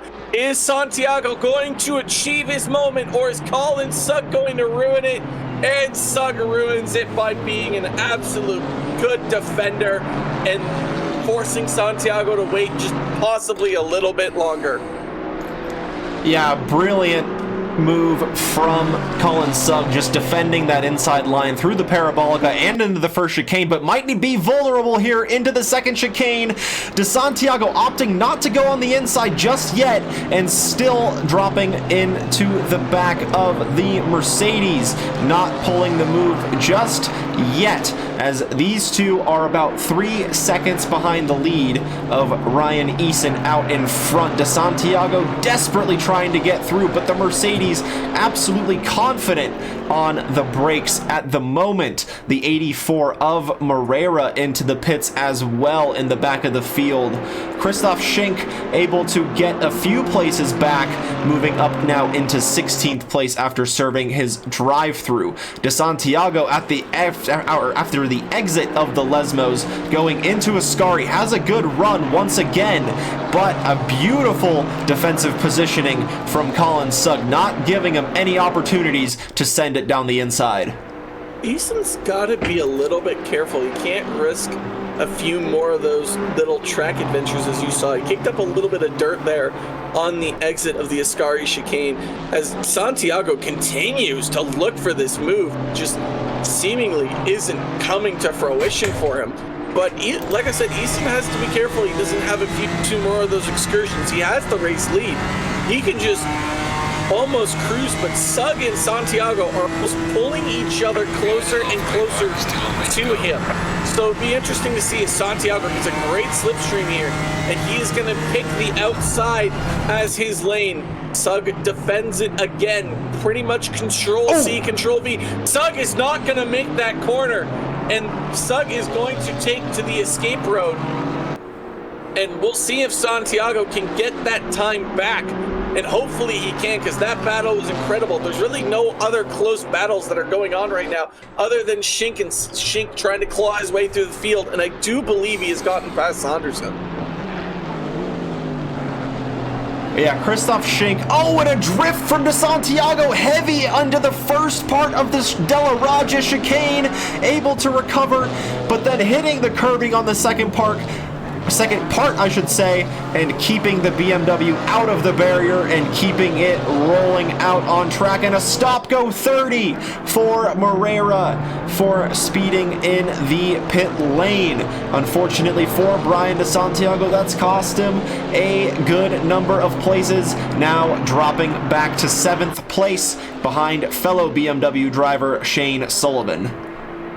I did predict his podium, so if you want to count that as a curse, there's still 8 minutes left to go. Anything can happen here in the rookies, but so far, my commentator's curse looks like to have struck in another victim in Santiago, and I apologize to that man greatly for that.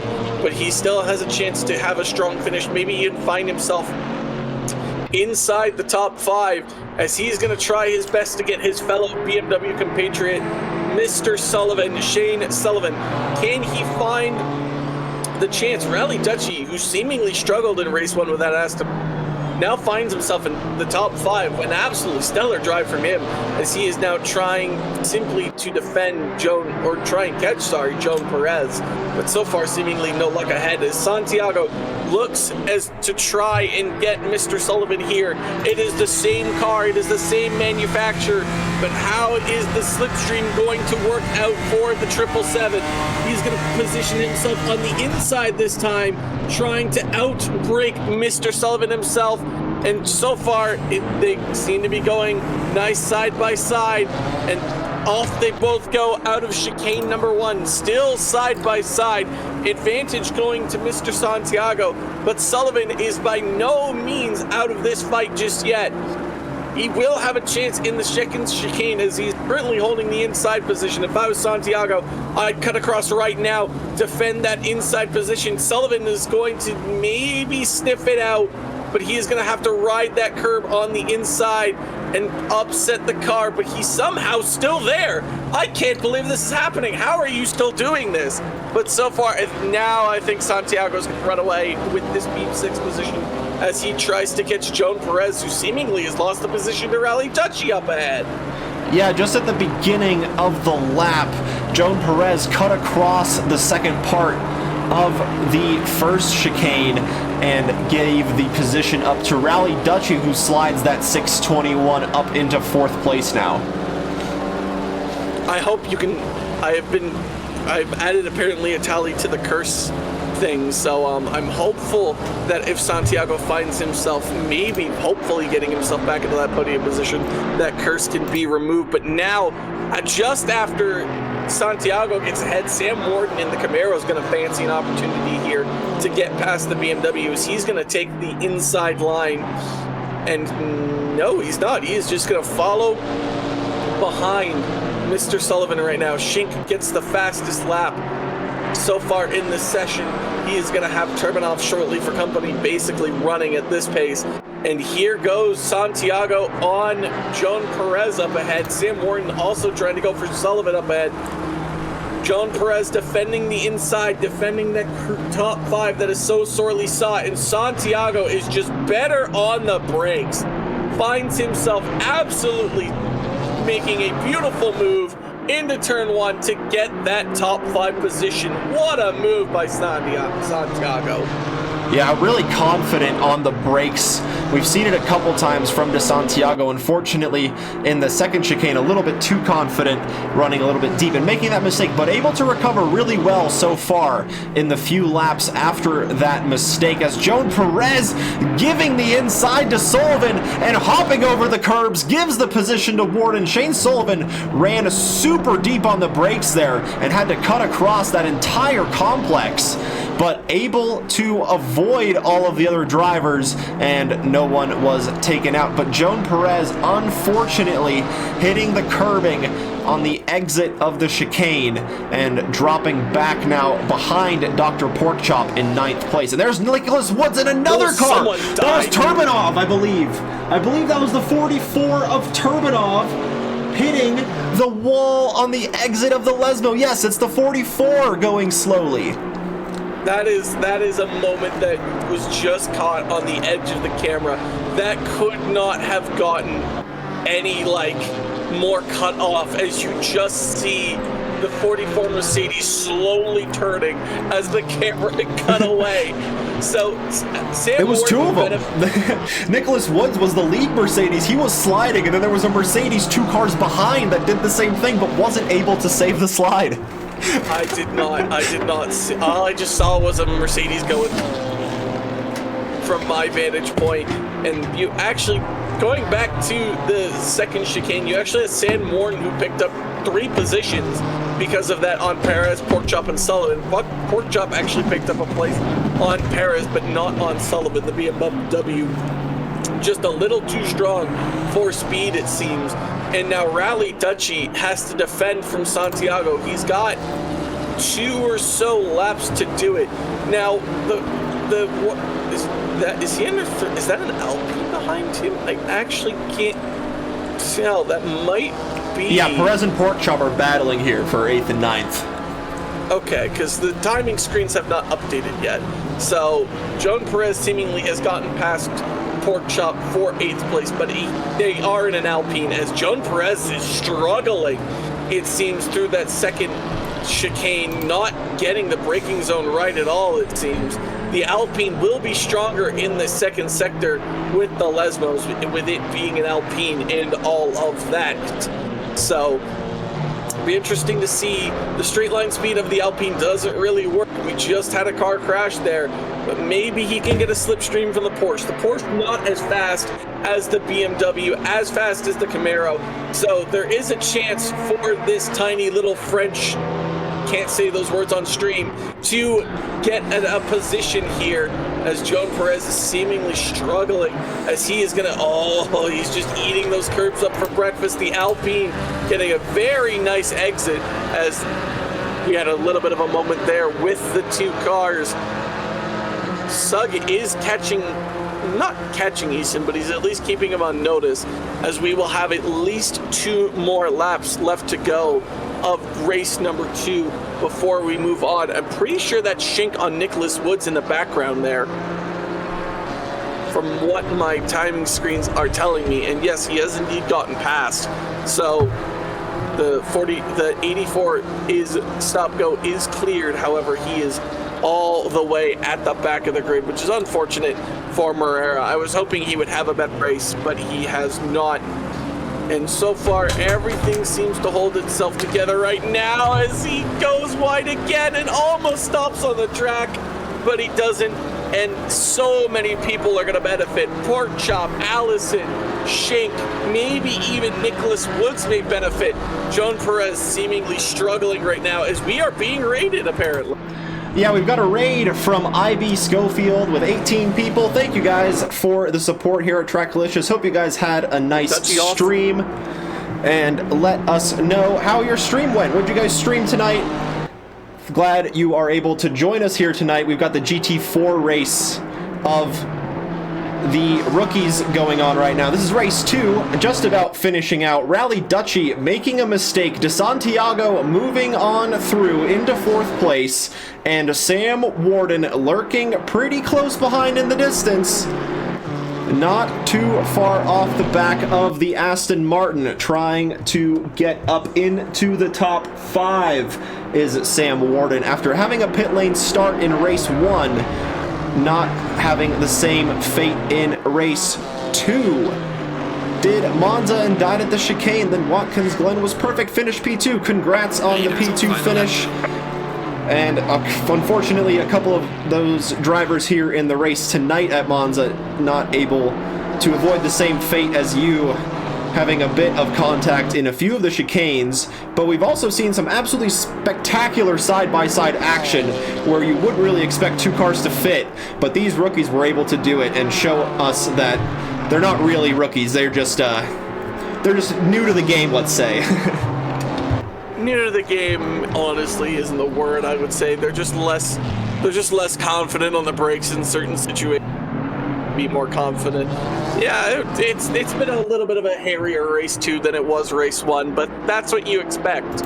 It's just kind of the MO for the rookies, is everyone takes it so cautious for race 1, and then race 2, all the adrenaline's flowing, everything's pumping, and they're like, oh boy, let's go. Christoph Schink is doing his damnedest to try and, well, he's found himself in the top 10 even after a drive-through early on in the race, so beautiful by him. And here he goes on Dr. Pork Chop. Pork Chop not really gonna fight it all that, never mind, he's gonna fight for this like his life depends on it. And he is in an Alpine, so he will have a better second sector, but Christoph Schinkus with the, let it hear ya folks, the switchback opportunity here as the Alpine and the Mercedes, and that is a drive-through for Joan Perez. Not surprising given his struggles right now, but Christoph Schink with a switchback, with a better Lesmo 1, with a better Lesmo 2, will get by Dr. Pork Chop and find himself up into 9th place. Allinson and Sullivan are going to go side by side with Morera, a back marker, just a passenger to watch this, and Sullivan's going to go in the inside, and they are going to tap tap again, and Allenson pit maneuvers Sullivan. Unfortunate for him, as that is the 621 also spinning up Rally Dutchy. Matthew wins the, not Matthew, sorry, I'm getting the wrong Camaro. Eason wins the race, Sugg in second, Matthew in third, not flipping the Camaro this time, importantly. Santiago will finish in fourth place. 44 also gets a drive-through, and Sam Morton is going to find himself crucially in that top 5 position. Next behind will be Allenson. Next behind him will be Christoph Schink, who finds himself in a beautiful recovery race after a drive-through early on. You have Woods in 8th, Porchop 9th, Rally Dutchy after an incident in the Ascari chicane finds himself 10th, Saunderson 11th, Sullivan after being pit maneuvered also in the Ascaris will find himself 12th, Joan Perez will find himself 13th, possibly even more with the 30-second time penalty he has to serve. Groves will find himself 15th, Ramirez 16th, and Turbanov in 17th. My, oh my, what an looks like Santiago won't get his podium. I needed Matthew to run out of fuel, but so the curse is indeed cursed. He was running in a podium position, but he lost it. Yeah, Max Turbanov, the last one to cross the line here, still with that drive-through penalty, will have 30 seconds added to his time at the end of the session, but will keep that position of 17th at the end. That is the rookies done. Race 1 and 2 of round 4 completed under our belts here. Absolutely epic stuff in race 1 and 2. No huge pileups as we always expect around Monza. A bit of more carnage in race 2 at the first chicane this time, or I should say in race 2 than race 1. But nonetheless, drivers able to get through there safely, and hopefully we won't be seeing too many pit lane starts next time around. We would like to invite those who finished on the podium in race 1 and 2 to join us in the green room, and Tyler is going to be leading those interviews for us tonight. Okay, we'll grab Eason. I will throw him in, and I get the interview with him going. Hello, Mr. Eason. Congratulations on a podium in race 1 and then the race 2 race win. So talk to me about, I honestly want to talk to you about race number 2. Did you, what was that bump draft about? I couldn't go to the left, so I tried just pushing them. I've done that before, and worked, I'd say, both times, because first time I did it, I got second, so it was just behind Christoph, so. No, it definitely seemed to work out for you in the end. The drive-through to Schink got you the win there in race 2. What did he do? Did he track limits, or did he just Yeah. He braked way too late in the first corner, and I just saw him cut through really fast, and then I saw he had to drive through, so I was pretty ecstatic there. So, but yep, you seemingly kept yourself out of the incidences. Maverick, hello. Someone wants me to say hi to them. Nice to meet you. What can we look forward from you next week? Do you think you can continue that momentum? let's see what's Snetterton. Ooh, not too good at that. Hopefully top 10. All right, setting the bar low, it seems. Yeah. Last time I was like 15th or something, just because Give it all you got. it's way too tight of a track for me, but I think I'm really good at the Italian ones, because Imola and Monza I've gotten podiums, so. Okay, all right. Thank you very much, Easton, for your time, and congrats. See you next week. All right, see ya. I will get Colin Sugg and Christoph Schink. The pros have started qualifying, so I will ask them like 1 or 2 questions each, and then on No quickly. rush. They have a 20-minute session, so we have time to tune in with them. So, Yeah, ask away. I like to give the times. Hello, Mr. Collins Sugg. Congratulations for you on double seconds. So you're seemingly fast enough to get on the podium, but just sadly not enough to get the race win. Talk to me about how those races went. Yeah, lots of little mistakes. I was super happy with the results still, but yeah, I mean, Shink really put it together that first race, and Sanko, that's his name, right? Yeah. He kept me looking in my mirrors. It was a lot of fun. Super tired.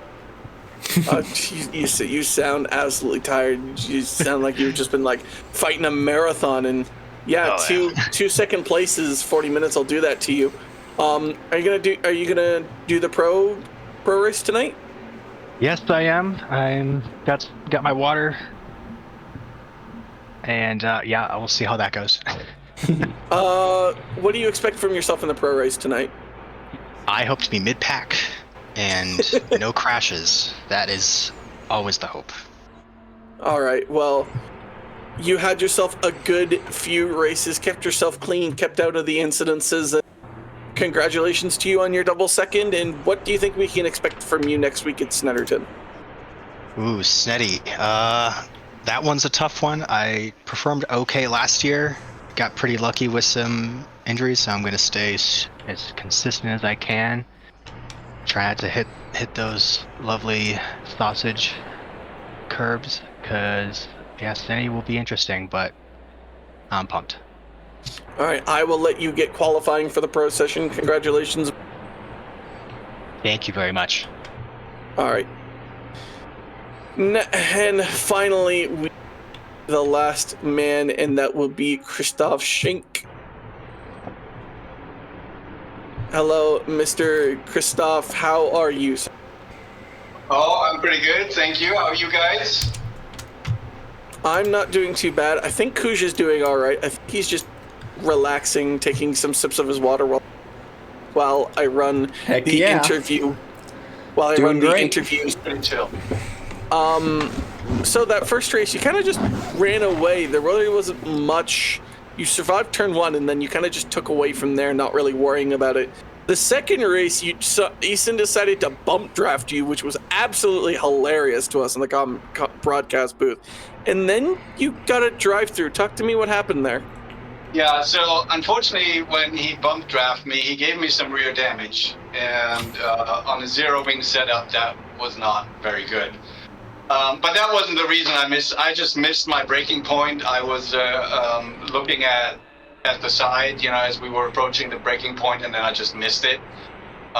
So I fully slammed on the brakes, and I didn't think I would get a DT because I didn't accelerate. I actually had the intention of letting him pass. But as soon as I got back on the track, I got hit with a DT, and so that was it. I'm still grateful I managed to, I think, ended up 7th in the end. I just, put the hammer down and was basically get as many positions as you can. And yeah. Yeah, the seas kind of parted for you in the final few bits there. You were just doing some great overtakes, just overtaking like practice, and like the seas kind of parted for you. As you're going by, you see drivers discarded left, right, and center. Does that take your attention away from the road a bit? The difficulty is you have to adjust to whoever's in front of you, especially if you approach braking points. Because I know where I need to brake when I have a clear road in front of me, but I don't know where they're going to brake. And especially if you haven't spent any time behind them, you can't adjust. So it was always like, okay, I got to brake a little bit early here, and then I hope I get a good exit, and then, get them on the straight. And it worked for the most part. But there's still, a couple of cars crashed, and so you're like, please hold the brakes, don't come back on the track. So it's a little bit nerve-wracking, but it, in the end, it worked out. I got lucky, and so I think I saved a few points out of that second race. What can we expect out of you at Snetterton? You obviously are one of the more faster rookies we have out on the track. How can you expect to go at Snetterton? I haven't done ACC in a very long time before the start of this spring season, and Snetterton was never a good track for me. Given that I'm a little bit more experienced now, I honestly don't know. I hope to be in the top 5, but I can't really make any prediction. All right. Thank you very much, good sir. Thank you for your time. Congratulations on your race win in race number 1. And can't wait to see how you do next week at Snetterton. Yeah, me too. Thank you guys, and thanks for all the broadcasts you guys do.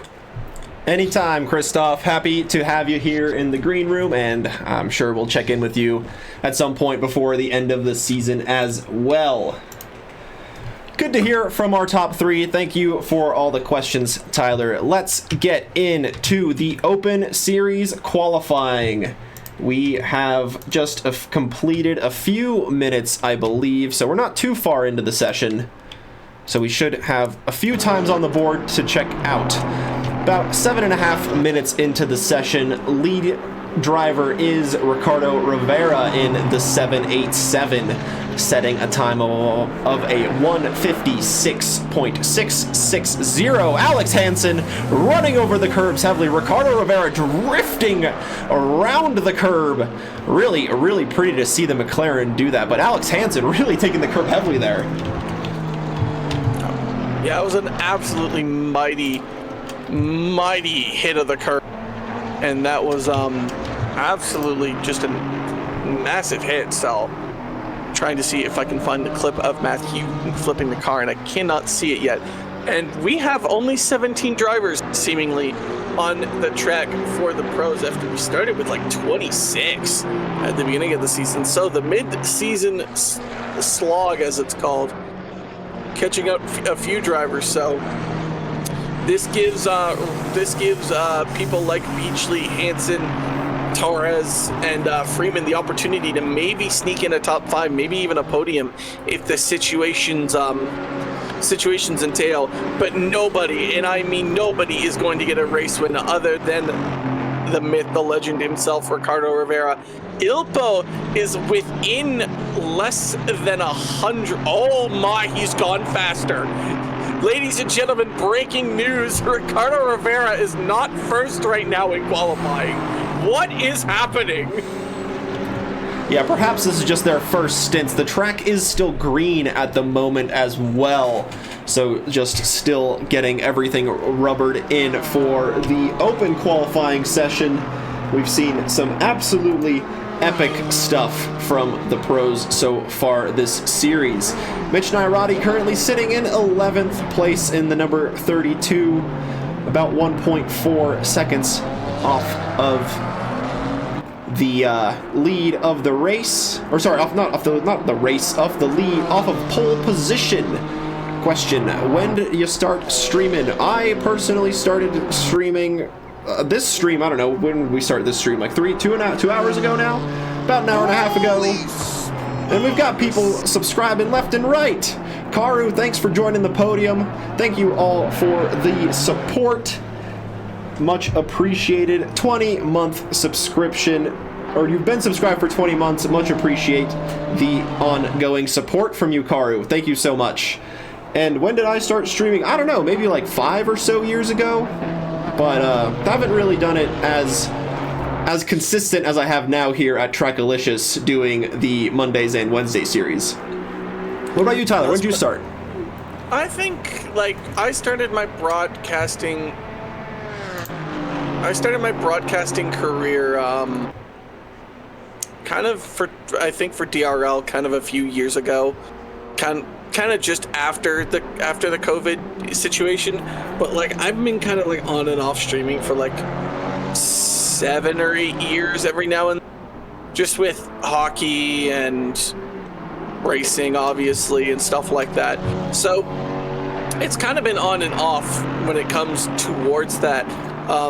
As we were talking about that, my good friend, obviously in real life, Mitch Nairati, who I will ultimately cheer for in this race and have no thought, no, like, you know, let's go buddy whatsoever thoughts, absolutely ate it in Les Mode 2 there. Just had a little bit of a mistake and slammed the wall. So every time I seem to cut to him, it seemingly goes bad. So hopefully, I want him to have a good race. I want him to be, have good racing moments, because he seemingly struggled at Suzuka with the sun. So I'm hoping they'll have a better race, and I'm hoping the pros have an excellent time, and let's see if the pros can put on a better show than the rookies. I highly doubt it. Yeah, super epic display of racing from the rookies. A couple of incidents, of course, but that's racing for you, folks. You can't really avoid it sometimes, but you can have a good mentality about it and move on from it and just keep racing on and come back next week and see how well you do again. Potts Weaver here in the number 13 McLaren, currently sitting in 9th place, 1.1 seconds off of pole position going into the Ascari chicane. Going to be pretty slippery, especially with the track conditions being green at the moment, not fully rubbered in yet. And we've seen it on a couple of occasions where a couple of the drivers are just drifting out of the corners and not getting the grip they need to get that traction down and get that top speed down the straights. Oh yeah, definitely. It's gonna be the McLaren is just an absolute straight line speed, like, amazement, according to what Kerbal and everyone else have said. It's still shocking to me that Ricardo Rivera is not number one in charts, and it's freaking me out. It's the simulation has glitched, folks. I repeat, the simulation has glitched. We seemingly have a new driver from what I can see on the grid, the 310 Aston Martin. Yeah, that is Sarah Liu, joined for the Wednesday West Coast Championship last week and now joining the Open Championship this week in the GT4s. The number 310 coming out of the pits from 8th place, currently in the qualifying order, out for another hot lap stint attempt here. Let's see how Sarah does. This will be my first time seeing them, so if they are in West Coast Wednesdays, then I am positive, I'm willing to bet money that Mr. Kerbal has had something to do with their arrival here in the GT4s. That's how I was brought into this kind of GT4 fold, it seems. So, and we ride on board with former rookie, now turned pro, Mr. Austin Doyle. Had an incredible rookie season last year, got promoted, and what I like to say, kicked out of rookies. You are too good, sir. Let's move on. And he is behind currently in qualifying pace of Mr. Nairati, number 32. And I believe that is going to be Martino keeping him company. So you'll have the rookies kind of like in their own little battle. And then obviously you have the Kerbal and Ilpo have done the same time. They sure have. The exact same time. There is no difference, but because Ilpo has done it first, he is on provisional pole. And Austin Doyle will find himself now ahead of Prenotis, Nairati, and Potts Weaver into the top 10. What a qualifying lap from Doyle himself. Yeah, good lap from Doyle getting into that top 10. Like you mentioned, promoted / kicked out of the rookies and is now racing with the top level drivers here in the Open Series on Mondays. Eric Velez around the Parabolica, lots of shadows being cast in the early morning sunlight here around the circuit at Monza this morning. Velez currently in 14th place, 1.9 seconds off of pole, not able to improve on that lap time. Ricardo Rivera does improve his lap time, but only to within 4 hundredths of the top of the field. If he can find those 4 and match that lap time at the top 3, that will be quite a spectacular thing to see. Would be, and if Ricardo Rivera can somehow, some way, find a way to find that time as Beachley now goes 4th, if he can find and somehow we can get all 3 of them tied, that would be that would be history. That would be a moment I would actually leave the broadcast booth for. Yeah, absolutely epic that the 2 of them at the top between the 666 Camaro and the 395 McLaren have identical lap times, and I'm sure they picked up tenths on each other in different sectors of the track, with the two cars being a completely different variation of the GT4 cars racing around Monza today. And yeah, it would be really fun to see the lap comparison of them kind of go side by side and see where one maybe has the advantage over the other.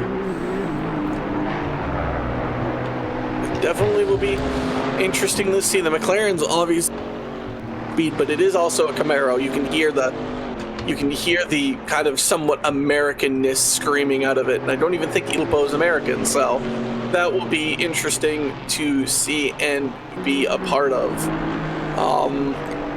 All drivers are out on track right now, including Rally Dutchy, who seemingly wants to just sit out this qualifying, start from the back of the grid, which I don't blame them. It's Monza. Starting in the back of the grid at Monza might honestly be a benefit, because you'll avoid potential lap 1 incidences that seemingly run very, very high, as Eric Velez will pull over and seemingly go back to the grid, as you have Beachley, who was 4th until Austin Doyle. Excuse me? Wait a minute, hold on a minute. When did he put in a absolute banger of a lap to put himself in P4? When did that happen? It happened on his previous lap about a minute ago, and then Sarah Liu also improved up into 5th place, 2 tenths separating the drivers in 4th and 5th, with Justin Beachley coming up to the line here, not able to improve on his best lap time, still about half a second off of pole position, which was now improved by Ilpo to a 156.512, and unfortunately there, looked like Justin Beachley had a bit of an incident, as my camera decided to switch to Dr. Porkchop for some reason. He kind of just disappeared out of the... Is he still here? I don't think he is. I think he's gone. Yeah, he must more than likely disconnected from the server. It looked like the behavior of the car was similar to that. Well, he just went straight on through and just disappeared. Good. All right, Schofield, have a good sleep, and pray for the pros, please. Pray for them, because they're gonna need it, especially if it possibly rains, which is also possibly happening.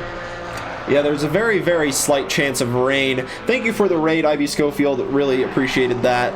Super fun to have the support of the fellow sim racing community here at Trackalicious.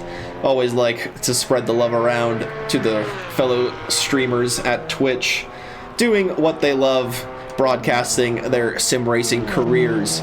Dr. Porkchop was in the Rookies Series just a few moments ago, now trying to qualify for the Open, 2.8 seconds off of pole position at the moment, but on a good lap here. Gonna try and improve the lap time as best as he can. Coming up to the line, just a few tenths off still, but with 1 minute left on the clock, he has one more attempt to go. So, Italpo, Liu, Beachley, Freeman, Sugg, and Dutchy all will not be completing any laps. That is it for them. Anyone else that wants to complete a flying lap must do so before the 50-second timer is up. Nairati will definitely get through. I'll be interested to see if Doyle gets through, as Kerbal will now take provisional pole, getting ahead of Ilpo by 100th of a second. This fight between Rivera, Kerbal, and Ilpo will feed generations, as they are fighting it out for a crucial pole position here at Monza. Yeah, but even then, absolutely nothing separating them at the top, with Ramon Torres here in 9th place, 8 tenths off of pole position. But any little improvements can jump Ramon many places up the grid, up to the line now, up into 5th place. Ramon Torres slides the 181 McLaren, and he did cross the line before the checkered flag, so he does have one more attempt to improve on 5th place. Ricardo Rivera, he has this one chance, this one opportunity. Can he make it happen? I wouldn't say his legacy is at stake, but he definitely needs this pole position. The Puerto Rico E-Racing Club, the man, the myth, the legend, the man who has not lost a race since I have started broadcasting this Open Championship back in the final few races of last season. Can he finish the job? Can he get pole position here as he comes now down to the line? Can he do it? No, he cannot. No improvement from Ricardo Rivera. He will stay P3. Can Neil Kerbel put some cushion on? Yes, he can. He can go even faster as he does a 1:56.265. What an absolute banger of a lap by Neil Kerbel. And now you have Alex Hansen going through the Parabolica. What can he find? What can he produce? He does not improve. He elects to slow into the pits.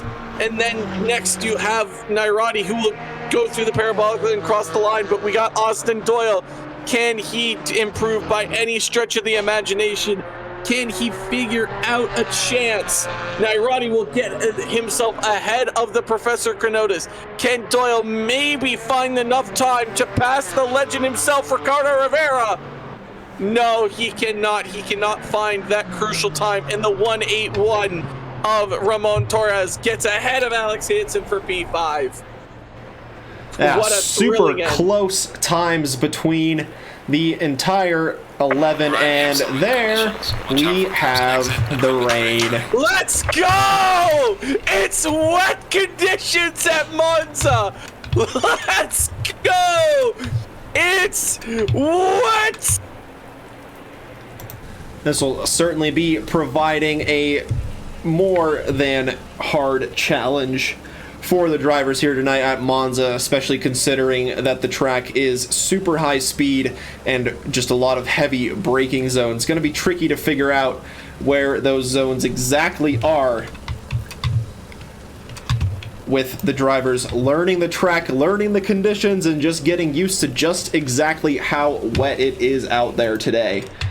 And let's remind ourselves of the starting grid from the qualifying session we just had. On pole position, 2/10 clear of the field, is Neil Kerbel in the Please Brake T1 395 McLaren. Ilpo Ruotsalainen with the 666 Camaro lining up in second place, keeping Neil company on the front of the grid. Ricardo Rivera in third place, an unusual spot for him, but only 2 places off of his usual position at the top in the 787 Puerto Rico E-Racing Club. Hazlet, thank you for the follow. Thank you for the support here at Trackalicious. Austin Doyle will keep Ricardo Rivera company on the second row in fourth place in the number 11 Doyle Mosport Porsche. Ramon Torres with a blistering lap at the end there to find himself in fifth place in the 181 McLaren. Alex Hansen keeping him company in sixth place in the Slipstream Dreamers 390 AMG. Sarah Liu in their first race of the Open Series tonight in the 310, starting in 7th place. Justin Beachley in the Beach GT AMG, number 18. Always fun to see the livery of Justin Beachley. Starts in 8th place alongside Sarah Liu. Alex Freeman will start in 9th in the AF Sport, the typical black and yellow livery for Alex Freeman being supported on the number 14 Aston Martin here tonight. In 10th place, Potts Weaver, the Potts Auto Sport number 13 McLaren will start in the final spot of the top 10. Eric Velez in the PREC number 88. Camaro lines up in 11th place. Mitch Nairati, the Rogue Element Racing DRL32 BMW will line up in 12th place on the grid. Professor Chronotis in 13th in the number 42 Trackalicious ESR 24-hour McLaren. Colin Sugg, podium finisher from the rookies, will start in 14th place in the Slug Racing 34 Porsche. Keeping him company in the number 111 Porsche is Valerio Martino, also coming over from the rookies series earlier. Dr. Porkchop, one of those drivers as well in the Alpine. The Chop Shop Racing number 71 starts in 16th. And last but not least, Rally Dutchy in the Mad Fox 621 Aston Martin will round out the grid in 17th place. This is going to be, I'm already starting to lose my voice and it's not even the start of, this is going to be so much fun. Oh, now, for the people watching this broadcast, I absolutely love driving in wet conditions. I sometimes have my best races in wet conditions. I seemingly just, with everyone else going slow, it just kind of brings me into the fold of these drivers, and I just seemingly, it's like Jordan in the flu game. I just do better when the track conditions are absolutely god-awful.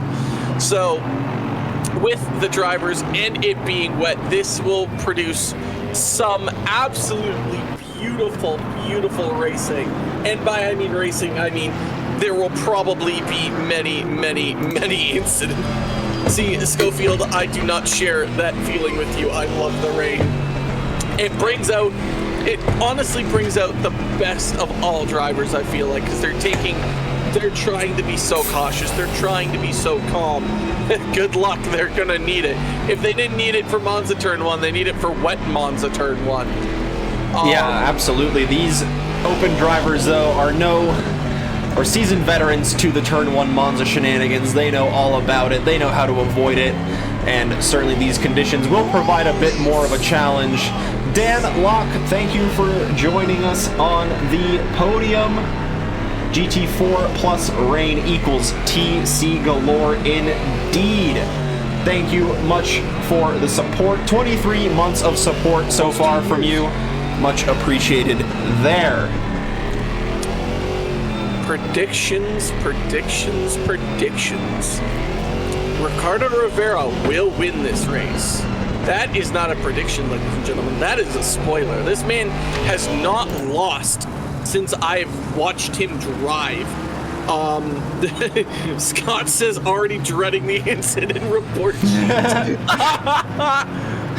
And a question earlier also, they qualified in dry. Are they automatically on wet tires now? So what happens in ACC is they have a window at the beginning before the race to adjust anything on their setup that they may need, which includes changing tires, the tire type, or any kind of pressures, any fuels. So more than likely they were all able to get those tires changed onto the wet compound. Sorry to interrupt you, Tyler.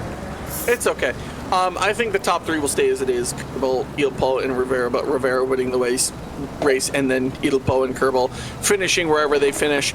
And I think we will have the newcomer Sarah Liu in the top 5. And I will throw it to you for the race start, and I pray for carnage.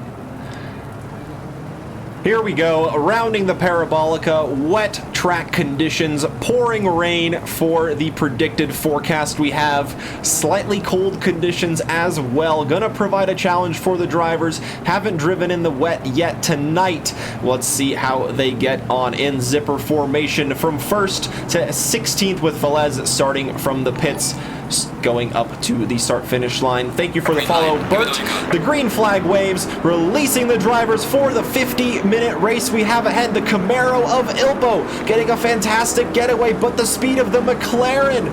They're still side-by-side going into the first corner, and it looks like Ruotsalainen has a bit of an advantage before the braking zone, but Kerbal takes that advantage away. But now Ilpo is going to have the inside line, and Alex Hansen cutting through the chicane with Ricardo Rivera under immense pressure from Austin Doyle in the number 11 Porsche. All seemingly going fine through turn 1. Carnage did not reign supreme, but this is 50 minutes of absolutely wet conditions. You now have Freeman and Potts Weaver seemingly fighting it out for this opportunity. Is down the inside goes Potts Weaver. He's going to have to go over that curb and get ahead of Oh, Justin Beachley has had it off there. He's going to have to come back on track. He's going to make sure he's doing it safely.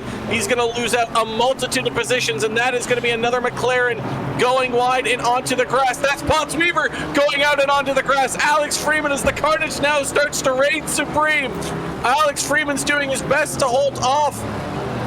I do believe that is Sarah Liu up ahead of fellow Aston Martin, and that's Beachley behind.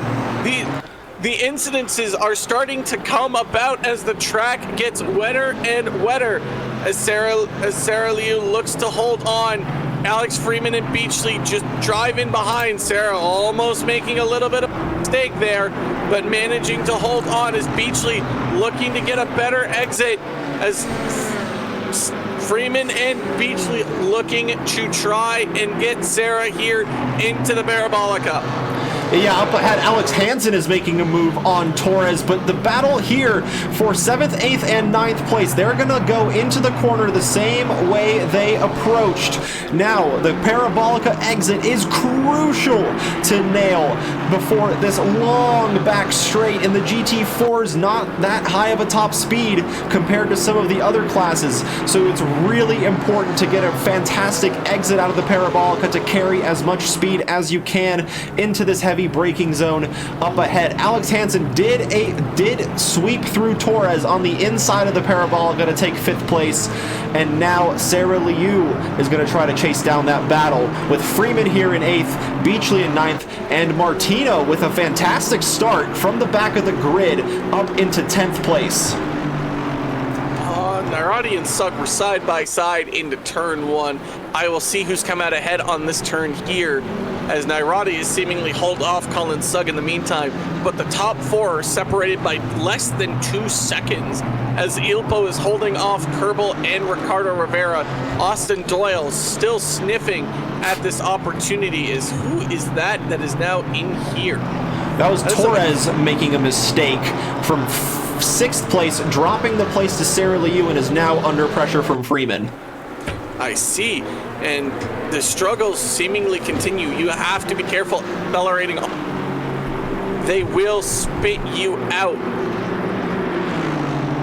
if you do it wrong, and Beachley and Freeman here are going to go side by side into the Ascari chicane. Boys, it's wet. It's Ascari. You can't go side by side. Beachley, understanding that, stays ahead of Freeman, at least according to the timing charts, and Freeman desperately trying to look for a position on Beachley, but so far the beach and the wet seemingly a surprisingly good combination here.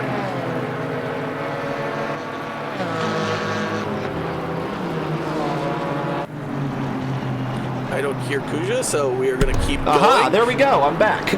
All right, so Professor Howie will still continue. Professor Krenotis is on the back of Sugg right now.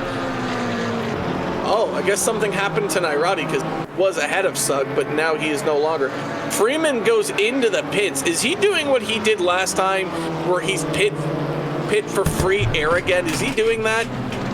Yeah, it seemed to pay off pretty well for him last time. There's Nairati and Porkchop. Oh no, there's contact. The Alpine goes heavily into the wall and is able to avoid this battling group ahead. Fortunate for the Krenotis and Sugg not to get collected by that Alpine, who's now ahead of these two. He's gotten free position. How has this worked out for the doctor there? He's gotten free positions because of it.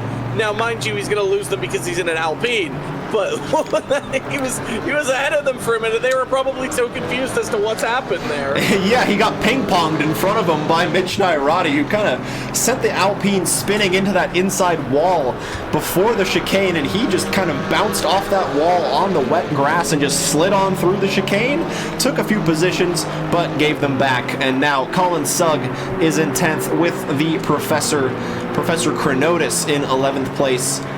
Porkchop in 12th, Nairati 13th, Potts Weaver in 14th, Rally Dutchy in 15th, and Velez, after starting from the pits, is in 16th, with Freeman in last place, but he is the only driver so far to serve the mandatory pit stop. I heard someone go on the gravel. Who was it?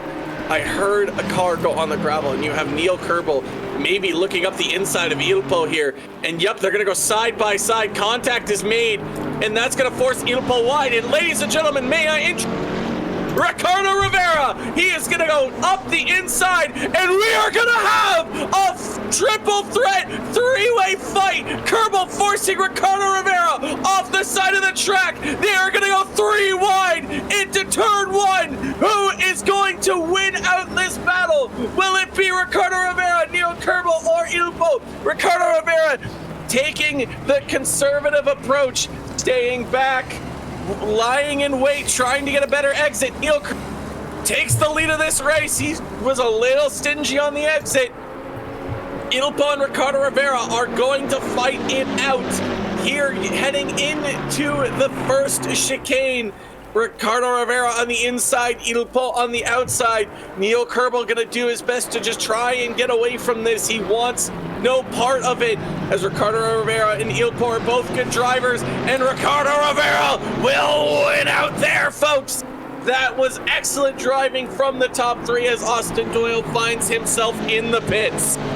Yeah, Austin Doyle pitting from fourth place. An absolutely fantastic move from Ricardo Rivera. The inside line turning to the outside, but it doesn't matter. He swept around the outside of the second part of the De La Raja chicane to get the position from the 666 Camaro. Now, just Neil Kerbel is in front in the 395 McLaren for Ricardo Rivera to chase down. He's got plenty of time to do it, and that mandatory pit stop in between as well. And the top three changing all around us. Neil Kerbel losing pole position from the first corner on the first lap, able to get it back through the parabolica. And now Ilpo has unfortunately fallen from first to third place, with Alex Hansen just 1.5 seconds back, and Sarah Liu not too far off either, currently holding the fastest lap of the race. He's gotten ahead of Dr. Porkchop and Pottsweaver. They're now on the back of Martino, so that'll be something to keep an eye on as this race continues on. That was absolutely amazing. I'm pretty sure I've woken my family up from that. That was absolutely amazing. That could not have gone any better. And ladies and gentlemen, may I introduce to you a three-way battle. Mitch Nairati, Valerino Martino, and Pottsweaver are going to fight it out. Nairati having the advantage. Pottsweaver getting ahead of Martino crucially before the turn one braking zone. Let's keep it nice and clean, ladies and gentlemen, as Pottsweaver just goes extending way past turn one. Outbrakes himself. That'll be interesting to see if he definitely got a track limit for that. For sure, he's gonna look to try and stay ahead of Nairati here. But you know, Pottsweaver just missed the braking zone, and off he went into the turn one escape road. Yeah, just going deep there. Looks like he was able to get slowed down just enough, but running a little bit wide there and drifting the McLaren, now giving the position to Mitch Nairati back, but he's going to try to sweep through the inside and get it back once again. Got a DT for that. Unfortunate to hear. It looks like Potts was just able to slow down just enough to avoid the same fate, and now is in a three-way battle. He is in the middle of a sandwich here. Mitch Nairati in front, Valerio Martino behind in the 111 Porsche, looking pretty threatening in the top 10. We're trying to get to the top 10, that is the Porsche. After starting pretty far back, I should say, the rookie Valerio Martino coming over from the rookie series to participate in the Open Championship as well. And just about 10 minutes under our belt here in a wet and slippery Monza. Lots of action up and down the grid. Oh yeah, there's action everywhere you go. You had the top three fight it out there for a minute. You have the newcomer as Nairati is just drifting across the track. Don't make contact with the main. Oh, that's a camera which we did not need at that time. As Pottsweaver and Nairati are going to go side by side, crucially down again into turn one. This time Nairati doesn't have as much of an. As they touch, Nairati keeps it keeps it from having a spin, but they did touch. Nairati did go into the wall, and is that going to be Martino making a move? Nope, he is just going to stay behind Nairati for now. Nairati flashing the lights, seemingly not liking that move that was given there by Potts Weaver, but we will let those drivers settle it out on track for now, as we have the rest of the field to go through. And so far, this is the battle to watch right now, as Ricardo Rivera is seemingly starting to pull away from Ilpo, but not catching up to Neil Kerbel. Currently 1.2 seconds that gap, as these drivers seemingly find their pace. And from what I've noticed, especially from the pros, they kind of pace themselves out into a point, and then we kind of wait for the pit stops to see who undercuts and overcuts. And with the wet, it just adds a different layer of dynamic that we don't normally get to see here in the championships. Yeah, 100% the wet is a contributing factor to just how crazy things are getting here. Sarah Liu able to get by Alex Hansen for 4th place. Alex Hansen, though, with the fastest lap of the race, going to try to recover from that. But of course, with the wet conditions, mistakes can happen at any moment on track. One little bounce of the car, as we see a lot of the cars bouncing through the Ascari chicane. If that bounce sends the car sliding the wrong way, it's going to be really hard to recover in these wet and slippery conditions, and that could be a race ruiner for sure. Hopefully we don't see that. Hopefully that curse doesn't come into play. Exclamation mark curse if it does, though, and we will keep track of it, because there has been plenty so far today. I will not be held responsible for any of those, as the Professor Kenotis dips into the pits. That will gain a position for all these other drivers. Freeman and Doyle, obviously the drivers to watch, as Professor Kenotis dips into the pits. They have already made their pit stop, so if they come out ahead, which I believe they should, given the fixed time of 25 seconds, I doubt we'll see anyone take tires. I very much doubt it, especially with it being wet conditions. I would be shocked, as Nairati has gone through the escape road as well. So interesting little moment there for Nairati. So he's gotten himself at least up to Potts Weaver here, and gotten him a little bit ahead of Martino. So Christoph Schink's going, guys, I gotta drive through for this. How are you doing this? Maybe the wet weather conditions just slowing them down just enough to not have to pick up those penalties. And now Potts Weaver gets through Mitch Nairati for 9th and 10th place. Colin Sugg, the podium finisher from the rookie season, or the rookies race earlier, I should say, sitting in 8th place, just ahead of these two in that silver and black Porsche. Neil Kerbel at the front. The gaps are kind of ebbing and flowing at the front. They're kind of going up and down at just like at different points of the track. I have a live timing thing here. Just in certain sectors, Ricardo Rivera is able to pick up the time on Neil Kerbel, but Neil is able to get it back in a few other crucial sectors, and same with Ilpo. Those gaps are just kind of staying right around that 1 second mark, as the top three are pulling away now from the battle for 4th and 5th between Alex Hansen and Sarah Liu. About 6 seconds to that battle for 4th and 5th. You have these little pockets. You have the top three fighting, and then you have 4, 5, 6 fighting. So it's interesting to see, as Potts Weaver is going to attempt an overtake here on Colin Sugg. Sugg seemingly having a miss through the parabolica that's allowed Potts Weaver the chance, the opportunity, as Martino dives into the pits behind Nairati. Weaver going to try and take the outside, but Colin Sugg defends it well. He defended it well in the rookie, so he knows how to defend it quite well here in the pros, and that is going to be Potts Weaver just holding on to that position right now, seemingly waiting. And Hansen has gotten past Sarah again, so Sarah gonna have to try again, but now she is also under threat from Beachley. So again, it comes down to this situation. Do you attack or do you defend? Yeah, always tricky to be the middle car of a pack like this. For Alex Hansen at the front, his objective is simple: pull away from these two battling behind. For Justin Beachley, his objective also pretty simple: get by Sarah Liu, so that way he can try to get by Alex Hansen as well. But for Sarah Liu, it's a pretty difficult position to be in. You're focusing on the car in front, trying to get that position from Alex Hansen, but at the same time, you have the AMG of Justin Beachley lurking in the mirrors behind, and you certainly don't want to give that position up and stay in the top 5. So Sarah Liu finding herself in a pretty difficult position here, but still riding it out in the top 5 at the moment. And we have a very similar situation for Ricardo Rivera sitting in second place, with Neil Kerbel just out of picture in the lead in that red and black McLaren, with Ilpo Ruotsalainen in the 666 Camaro just at the back of picture there in the green American. Nice livery there for Ilpo, representing the heritage of Chevrolet. Maybe Ilpo thought about it? No, Ilpo wasn't. That would have been too risky. And Martino did go into the pits. We saw him go into the pits. I know it for a fact. But he doesn't have his... Oh, that's a pit maneuver!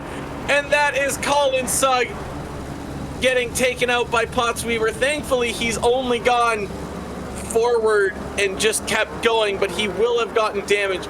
Do believe that is Ramon Torres ahead, that is now under threat from Pottsweaver thanks to the incident from Pottsweaver and Colin Sugg. Nairati knows how that feels, at least from a few laps ago. So Colin Sugg will have Nairati for company here shortly, should he continue, or should that damage ruin his lap time. But Pottsweaver is going through the grid, and Ramon Torres is his next upcoming car. Yes, it is. It's the next target on the road, and the 111 yellow flag out of Ascari for Martino.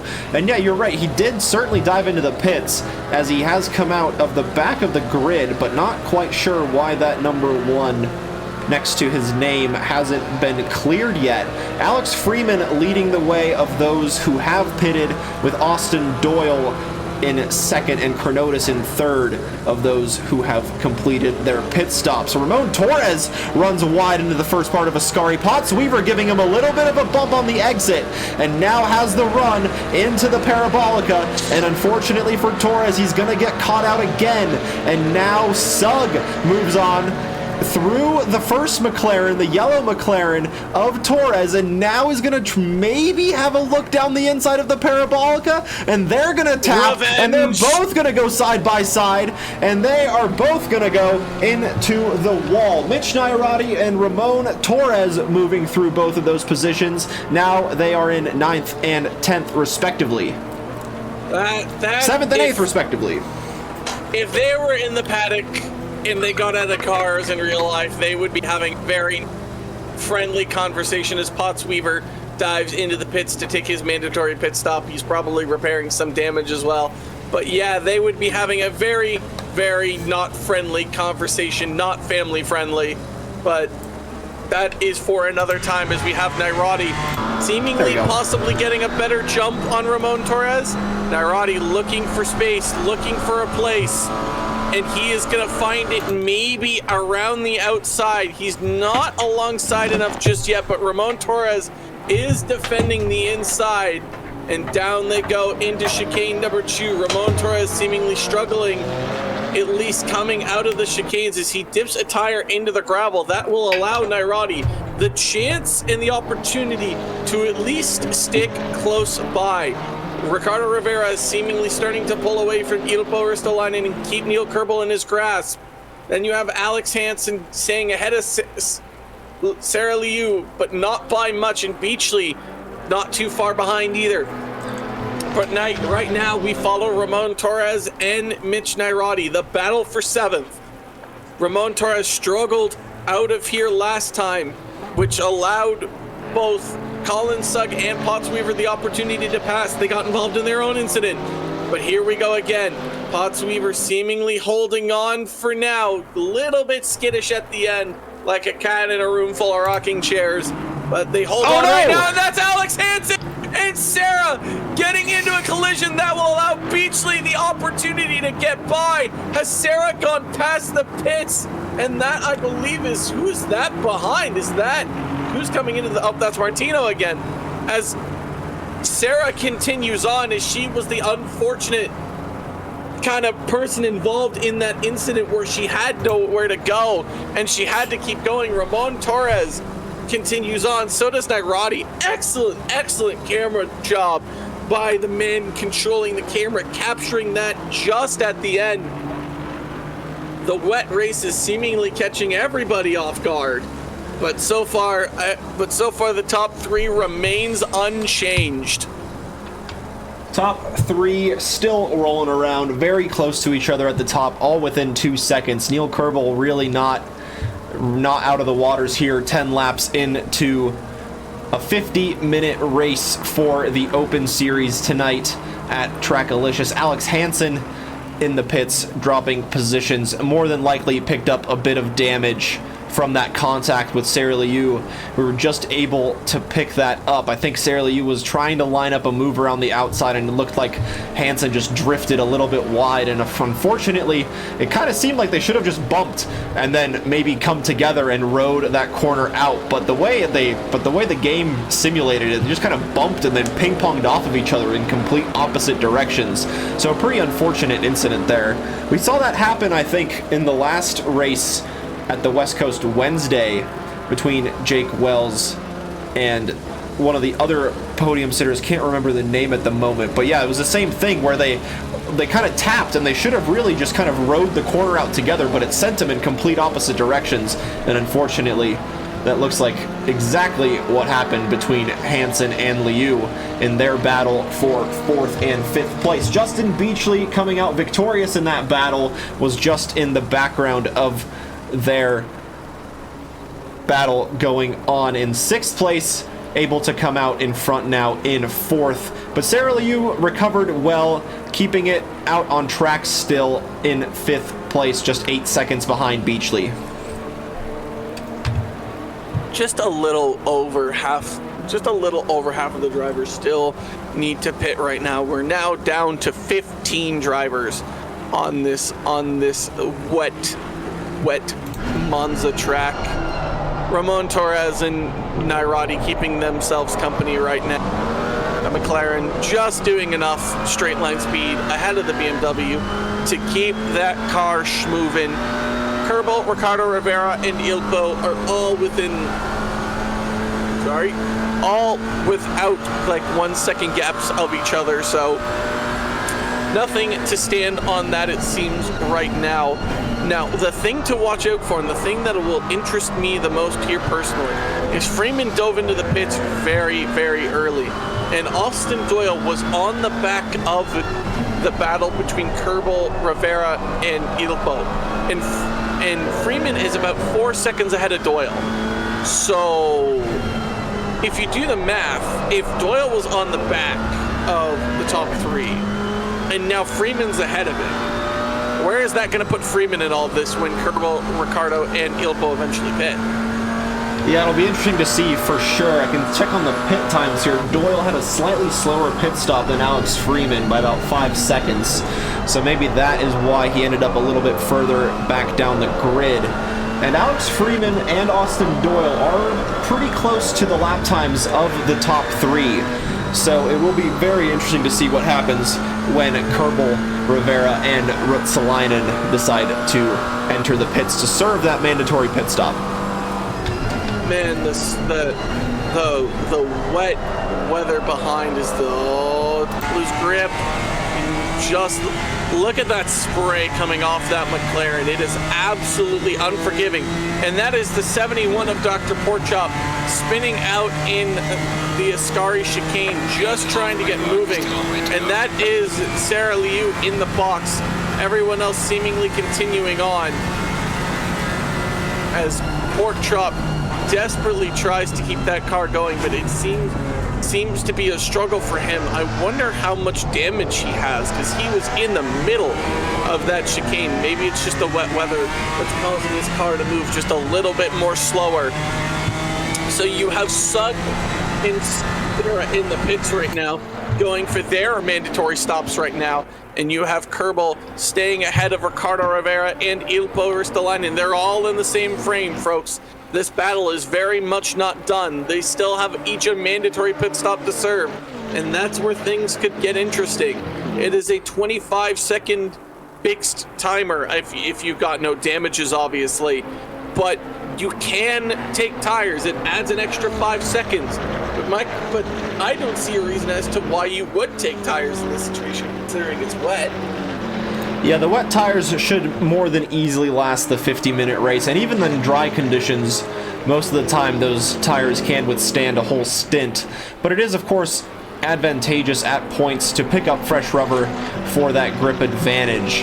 And at the front, so far, after 12 laps completed, Neil Kerbal will go around again, and Ricardo Rivera will be the first of the top 3. Oh no, never mind. He looked like he was diving into the pits for a second, still remaining out on track, maybe just doing a little bit of a dummy move there, trying to catch out a few of the drivers. Certainly got me, but not anybody else. Dr. Porkchop in the pits. Same with Liu and Sug serving their pit stops as well. Lots of fans of Neil Kerbal in the chat here tonight, in the lead of the race from pole position here so far tonight in round 4 around Monza. He's definitely holding on to the lead. My prediction of Ricardo Rivera winning this race is in a little bit of jeopardy right now. I'm really hoping that that's one prediction that does not falter. This man has been incredible all season long, and he's even said that he doesn't win every race, but man, has he performed well. So I need Ricardo Rivera, I need you to get on your horse and get this race win. I do not want to put another curse on the board, please.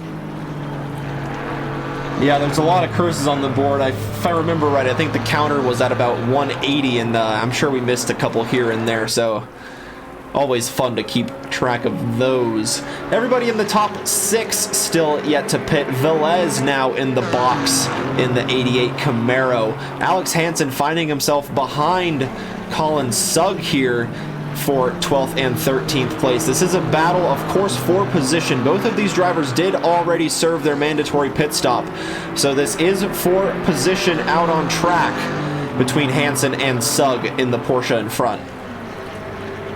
Yep, this is for position. Now, mind you, Sugg and Hansen.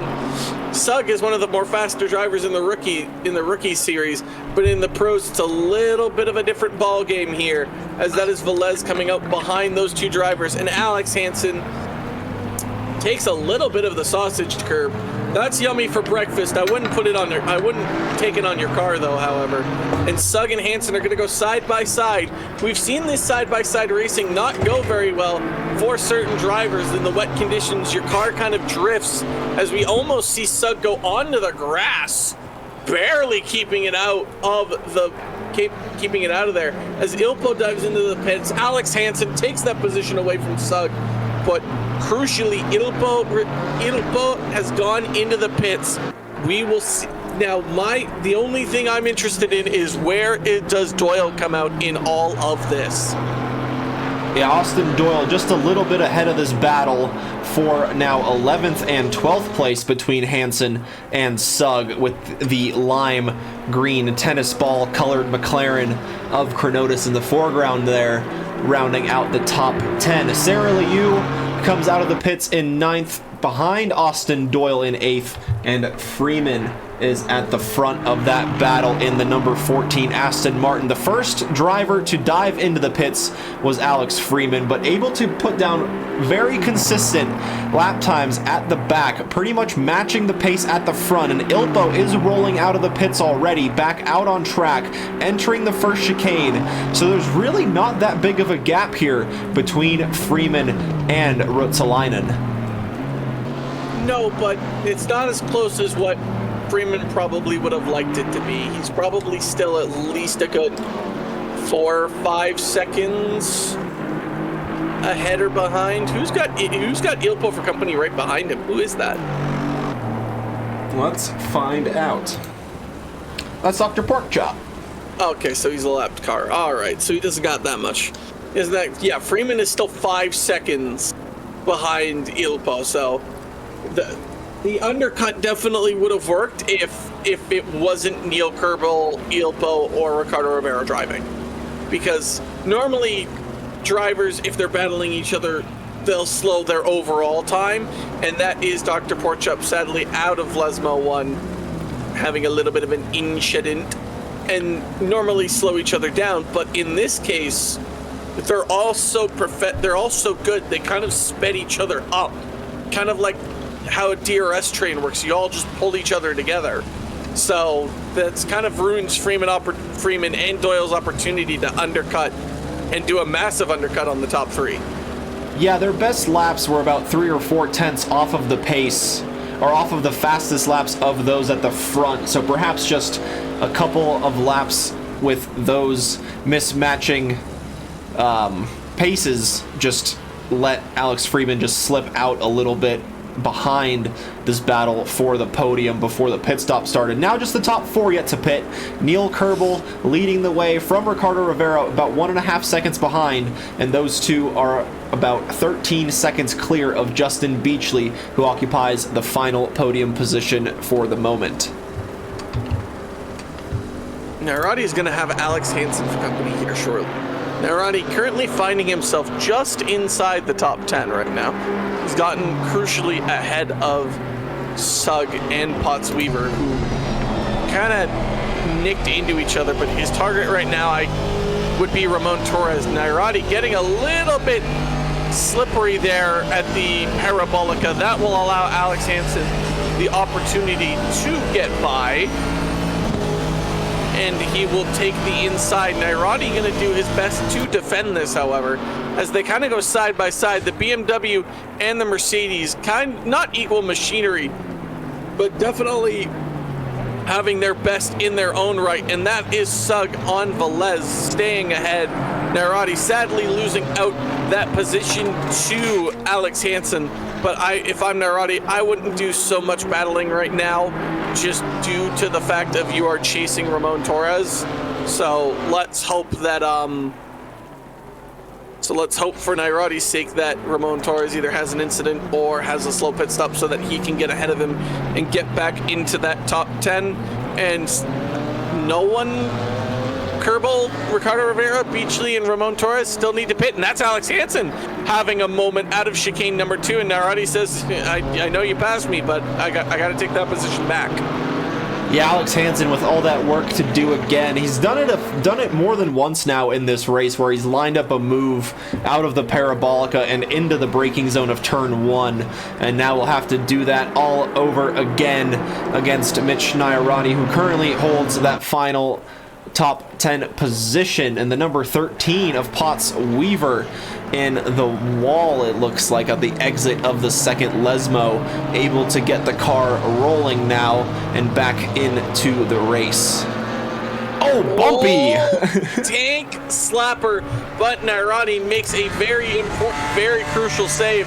Now, normally I'd be worried about Alex Hansen, but ladies and gentlemen, behind that Mercedes in that spray, you have Colin Sugg and Velez, 2 drivers that are fighting for this position. They are fighting for 12th and 13th currently right now, but 10th and 11th aren't that far away. Alex Hansen got the move once done already on Nairati. Nairati seemingly taking the inside this time, saying to Alex Hansen, I know you got me once on the inside, I'm not letting you do it again. He's gonna force Alex Hansen maybe around the outside, it seems, but Alex Hansen with a dive up the inside. Nairati going a little deep, not having enough room seemingly to continue that move. He's gonna keep the side-by-side going with Alex Hansen, desperate to try and keep Colin Sugg and Velez away. Stay out of this battle. He does not want any part of this whatsoever. He wants to keep that final top 10 position. As we head now down into the second chicane, Hansen has had problems, and he's gonna have another. So is Nairati. That's just domino effect going on right now, and that is a drive-through for Alex Hansen. Nairati and Hansen are going to go side by side. Velez is actually going to get ahead of Sugg. Nairati needs to be careful here, especially if Hansen already has a drive-through. You do not want to get collected in an incident from a driver that's already, that you know is going to have to give up that position. And Colin Sugg is at the back of this train. Velez in the Camaro is just trying his best to get away from the Porsche and catch them BMW behind. As we now head down into the third chicane, it's not a move you see often as Velez just absolutely smacks the back of Nairati, sends Nairati deep into the wall. And that's gonna just allow Colin Sugg to say thank you very much. I will take those two positions as Nairati finds himself deep and deep into the wall. Now Alex Hansen at the front of this pack, just kind of running away with it, having the drive-through penalty to his name. Running away at the front of the field, not getting involved in the incidents, but will have to come into the pits to serve that penalty. And Ramon Torres comes out of pit lane after serving his mandatory pit stop. It looks like he's going to come out ahead of this battle here for 10th place and just ahead of Chronotis also. Or no, he was just behind Chronotis. So that is Torres now in 9th place after serving the pit stop. Ricardo Rivera in the pits. Yep, Ricardo Rivera is in the pits, so let's see what happens there. Obviously, the top three shouldn't have a lot of damage, and that is the drive-through of the 390 cleared. They will fall down behind Nairati, it seems, and I do believe we've lost a driver. I think we lost Pot Sweep, which is unfortunate. They were having a pretty good race up until the incidents got kind of cleared, and Ilpo has gotten past the Ascari chicane and is now heading down to the Parabolica. And on the move goes Ricardo Rivera. And his pit lane is pretty much at the end, so he is going to be off the limiter pretty shortly here as they approach that Marshall stand there. So he's off the limiter and can now go full blast down into turn 1. And Ilpo Ruotsalainen is charging down the main straight, but I just don't think he's close enough to take that position. Nowhere close. Not even a sniff of an opportunity for Ilpo. And that's very unfortunate for Ilpo as he pit the first out of these three drivers, which you'd think would give him an advantage, but unfortunately not the case. And someone said Hansen needs to scoot over, I'm assuming in relation to Yad and the subsequent battle behind him. He technically doesn't have to. He can still fight for that position. He has a drive-through. It's one of those kind of unwritten rule things where you really shouldn't screw up another driver's race if you're already going into the pits to serve a penalty. So it's kind of a yes or no situation, if that answers your question. Yeah, it's a bit give and take with a penalty like that, especially if you know you're faster than the cars behind. You may as well just use that pace to your advantage. And we've seen Alex Hansen get by Mitch Nairati more than once, but just not able to slow it down correctly for the second chicane to keep the position. And so unfortunately for Hansen, picking up a drive-through for just cutting across the De La Raja chicane just one too many times on this race. Pits.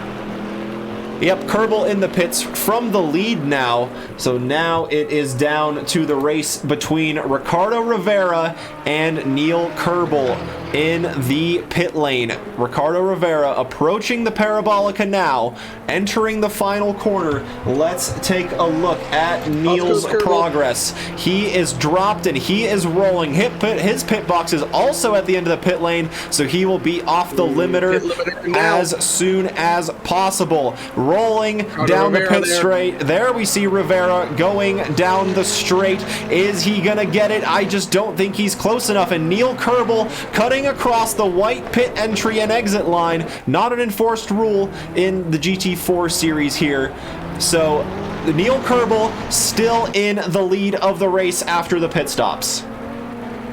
And with him sitting there, his tires would have cooled off just ever so briefly. So Ricardo Rivera does have a very momentary advantage. So he can get onto the back of Neil Kerbal. Beachley, having gone long it seems. It'll be interesting to see where he comes out into relation. Neil Kerbel absolutely goes over the first curve, pretty much mounts it to the hole, avoiding the second curve and avoiding spinning out entirely. Incredible job by those drivers there to make sure they don't spin and ruin it. Oh, the suspense is quite right.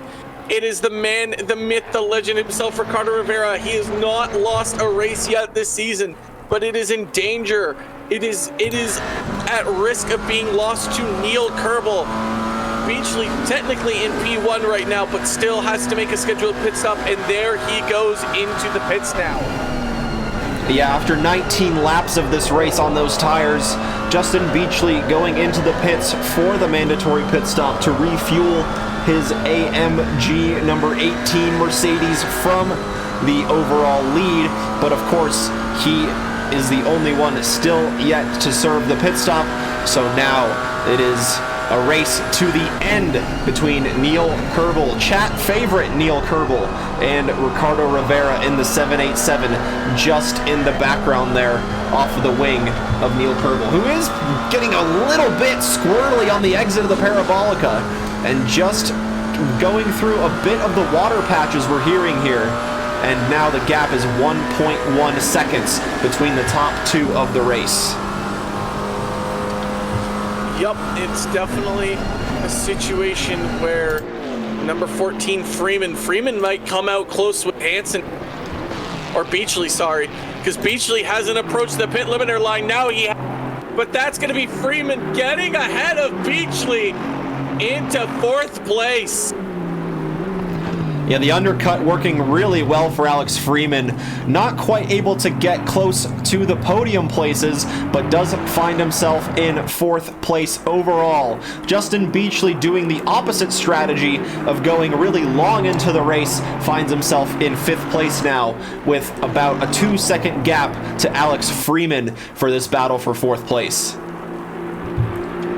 Beachley's going to have a little bit of work to do. Same with Ricardo Rivera. Each of those drivers to do their best or hope from a mistake from these drivers as the rain continues to just rain across the circuit. Seemingly no end to this situation as Colin Suggs gonna try and look at Velez again. Maybe an opportunity for the driver, as that's gonna be a little bit of a move, as that's Colin Suggs gonna go wide, and that's Velez off the track. A little bit of an incident there. Colin Suggs getting a little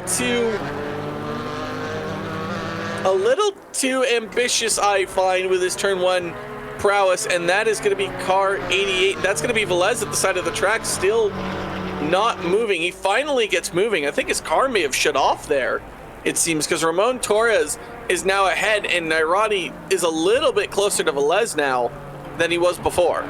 Yeah, not sure why it was stopped. Maybe, yeah, just an engine shut off there, not able to keep the revs and just stalled and has to get back on the power and do the whole turn on the car procedure once again, losing Velez a little bit of time in the 88, dropping back to 11th place. At the front, Neil Kerbel able to extend his gap, though, to a 1.7 second lead. Dr. Porkchop still staying in the pits after a few incidents we saw earlier from the Alpine, just not able to quite get the recovery that the Alpine was hoping for. A couple more retirements from the race as well. I believe we started with 18, now down to 14. Fortunately, the wet conditions just catching a few drivers out tonight. Well, that's what's going to happen. You're going to have these wet conditions, and it's going to cause a few drivers to act a little bit differently than how they normally would, and that's bound to happen with conditions like this. It's just, you have to adapt and you have to overcome. Some drivers can, some drivers can't, and you find out pretty quickly who can and who can't. So you'll have a few more incidences this race because of those wet conditions. You can kind of see the debris on the track because of that. But so far, I am right about one thing. I was right about the top three not changing. So I'll give myself that. I've gotten too wrong with Sarah not getting into P5 and Ricardo Rivera not winning yet. There's still 5 minutes. I have hope. Yeah, still 5 minutes and anything can happen with a wet track, and around Monza too. I mean, it's just 6 braking zones in reality, but those 6 braking zones make up the majority of the lap around Monza, and you have to nail each one to get that lap time absolutely right. And Neil Kerbel is trying to do just that at the front to extend his lead at the front. Currently has the fastest lap of the race, a 2:01.677. Just set it on this lap actually as he crossed the line. So he's able to pull away a little bit of a gap to Ricardo Rivera. Another 4/10 on that last lap. Now the gap is up to about 2 seconds.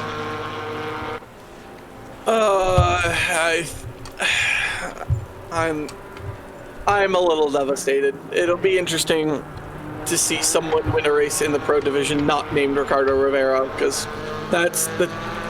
It's like kind of growing up. It's all you know, really. It's all that you kind of prepare yourself for, and then when change happens, even if it's just one race, it's kind of mind-boggling as now Kerbel gets up to over 2 seconds on Ricardo Rivera, and it just seemingly almost seems inevitable that Neil Kerbel's going to win this race.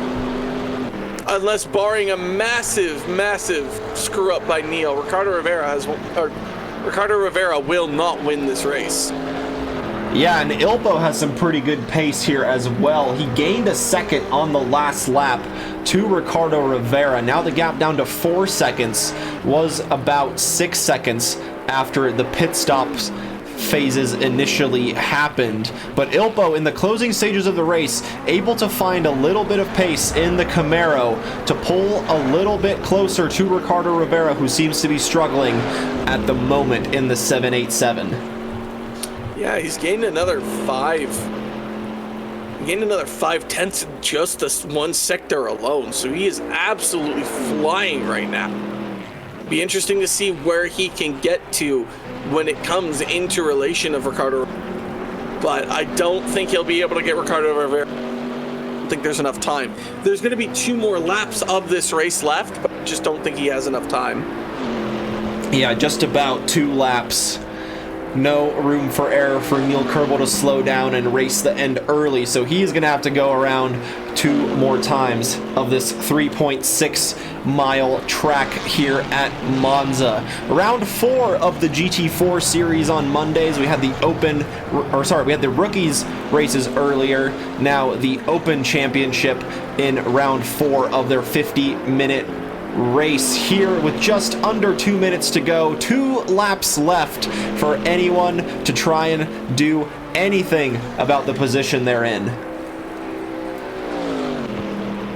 No one really has a good opportunity. All drivers have kind of spaced themselves out right now. There really is no close battle. Now, mind you, that's what happens when you have 14 drivers on a wet track. There's going to be some spaces and there's going to be some outs, but this is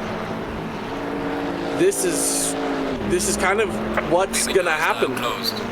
The pit window now being closed, as you hear the race director say, and we are now just kind of approaching the end game here. These drivers finishing second to last final lap, and Nairati seemingly having an issue, fallen into the clutches of Alex Hansen once again. Yeah, Alex Hansen, after serving the drive-through penalty, is out on track about 0.6 seconds off of Mitch Nairati. They are going down the main straight now. We've seen Hansen make the move on the inside more than once in this race. Really has the confidence in the AMG to take turn 1, as Mitch Nairati has to cut across the second part of the first chicane, and he is going to unfortunately pick up a drive-through for that. No! That's gone from bad to worse. I'm not necessarily all too surprised. Nairati has new pedals, a new wheel, and congratulations, you're present for that driving in the wet at Monza. It's a little bit unfortunate for them, and I expected a drive limit penalty there for car number 32. They kind of cut the track just a hair hair too much and a hair too deep there, which is unfortunate, but Nairati still will finish this race in 13th minimum, which is around where they qualified. But Neil Kerbel, unless he has a major or just flirting with danger on those sausage curbs and on the exit there, unless he has a massive wink wink nudge nudge massive incident, all will be all set in stone. You will have Neil Kerbel first, Ricardo Rivera second, and Ilpo third, unless anything changes from any of these drivers ahead. I don't think it will. Ilpo's got incredible pace now, but it's just run out of time, it seems. There's not much any of these drivers can do. You have Velez actually right on the back of Torres.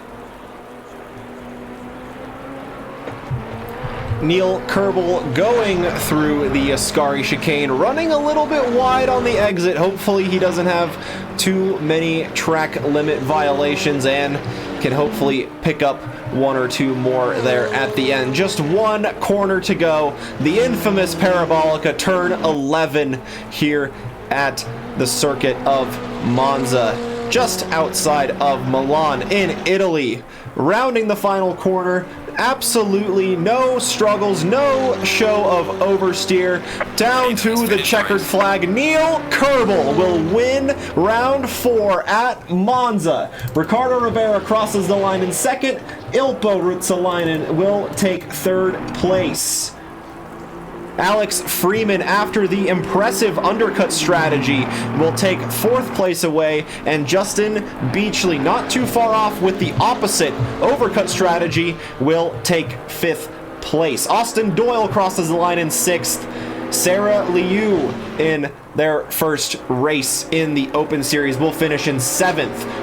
Now, this battle is really heating up between Torres and Velez. They are approaching the Ascari chicane, and they will just have one straight and the Parabolica to go to finish their race and figure out who will take the final spot in the top 10. Professor Chronotis down to the line now will take 8th place. Colin Sugg not too far in front of this battle here. Let's see what Velez can do. Can he do anything to take 10th place away from Torres?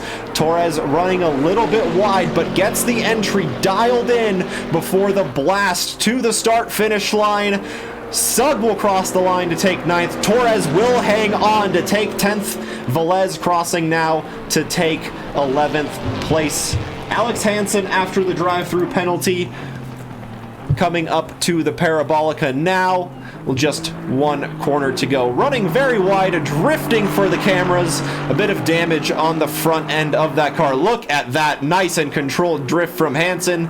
Coming to the line. Will he go to the pits? He will not. He will take the checkered flag, and he will finish the race in 11th. Mitch Nairati, the last one on track, also serving a drive-through penalty. Also a fair bit of damage picked up by the number 32 BMW. Will finish, I believe, in 13th place. We'll get a final grid once he crosses the line, as a few drivers have already exited the server. Neil Kerbel rolling around. Neil Kerbel finishing on top. Big support from the chat for Neil Kerbel himself, who does have the perfect race. He's got pole position, he got the fastest lap, and he got the race win after 25 laps in a 50-minute race. Absolutely fantastic from the Open drivers here. I got the wet race, I got the carnage, I just didn't get the race winner right. I didn't get Sarah in the top 5, but I got the top 3 staying the same, so I get 1 out of 3. I guess I cursed Ricardo, so you can add that to the curse counter. Yeah. Cursed Sarah, so you can add that to the curse counter, but just what a remarkable drive by Neil Kerbel to hold off the Ilpo and Ricardo Rivera for a lovely, lovely win. Yeah, just going to wait a second and welcome our top 3 podium finishers to join us in the green room. Go ahead and pull them in for a couple of questions here. Ricardo Rivera up first. How is it going, Ricardo? P2 tonight, couldn't quite get that win like we've seen you do all season. And like you've said yourself last time, the pace of all the others are improving. So how does it feel to get P2 tonight? Sad. No, it was actually a good race, especially from Neil. It was quite fast. I didn't like have any chance. I was risking it a little bit at the end after I pitted. It's like, okay, I didn't gain anything in the pit, so let's keep it safe and make it to the end. I'm good with the P2. Yeah, how were the conditions out there? Did you get a lot of practice time in the wet? Nothing at all. And yeah, it took me by surprise when it started and with the rain. There, I said, well, at least these levels of the cars in terms of speed, because the Camaro is crazy in sector 2, taking especially the second chicane. Like it can go like straight through those curves. And in the rain, I knew that Elpo wasn't taking that line or that aggressive line.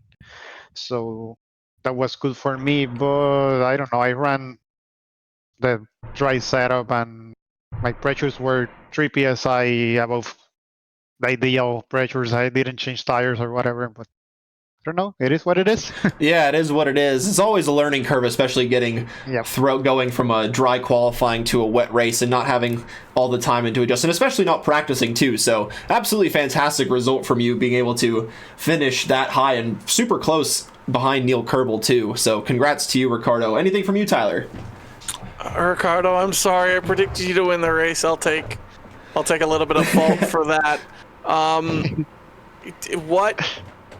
What were you thinking about during that moment? Like, kind of figuring it out. Like, do you think you could have gotten Neil Kerbel at all, or do you think you were just stuck in second?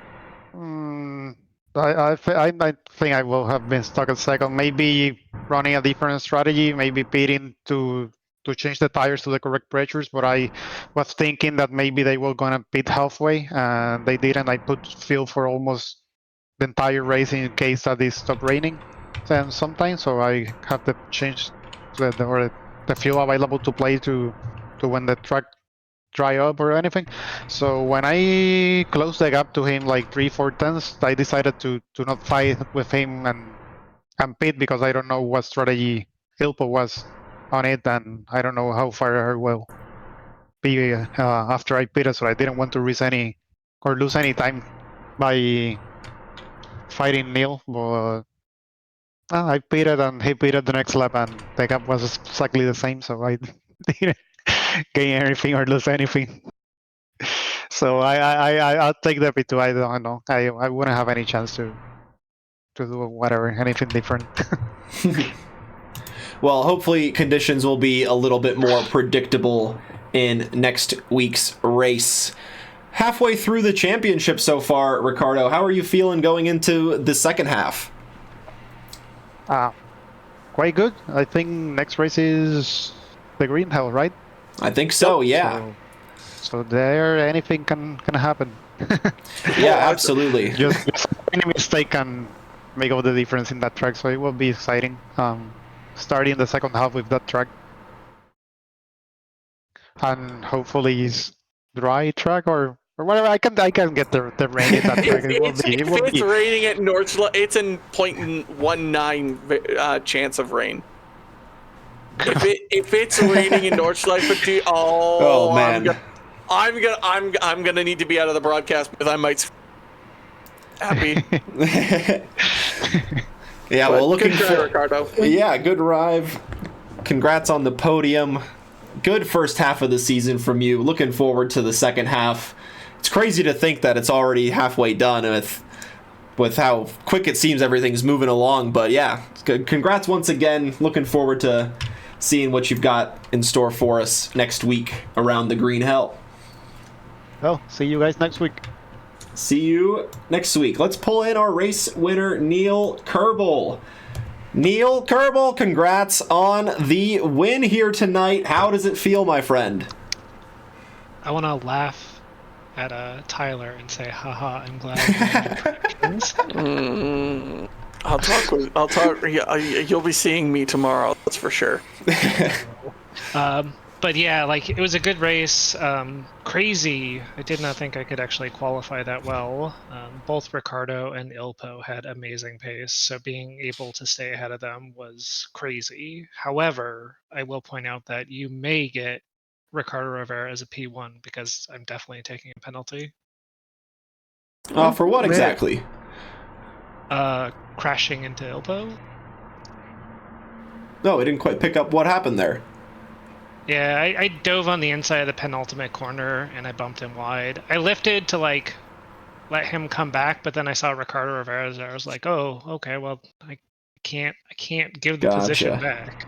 Gotcha. Yeah, we'll just have to wait for the stewards to make that decision. But nonetheless, it should more than likely be a podium position for you this week yet again.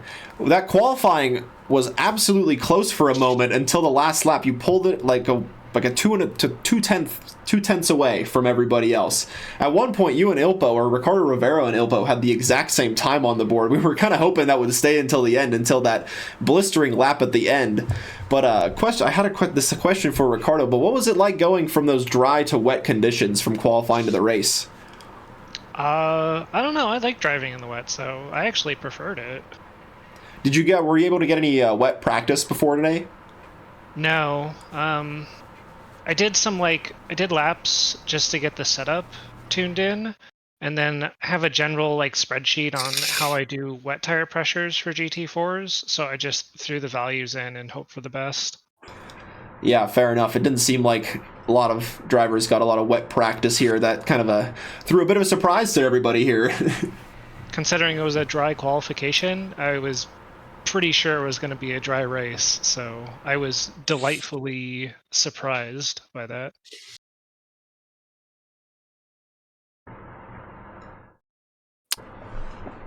I'm going to curse you so hard next week.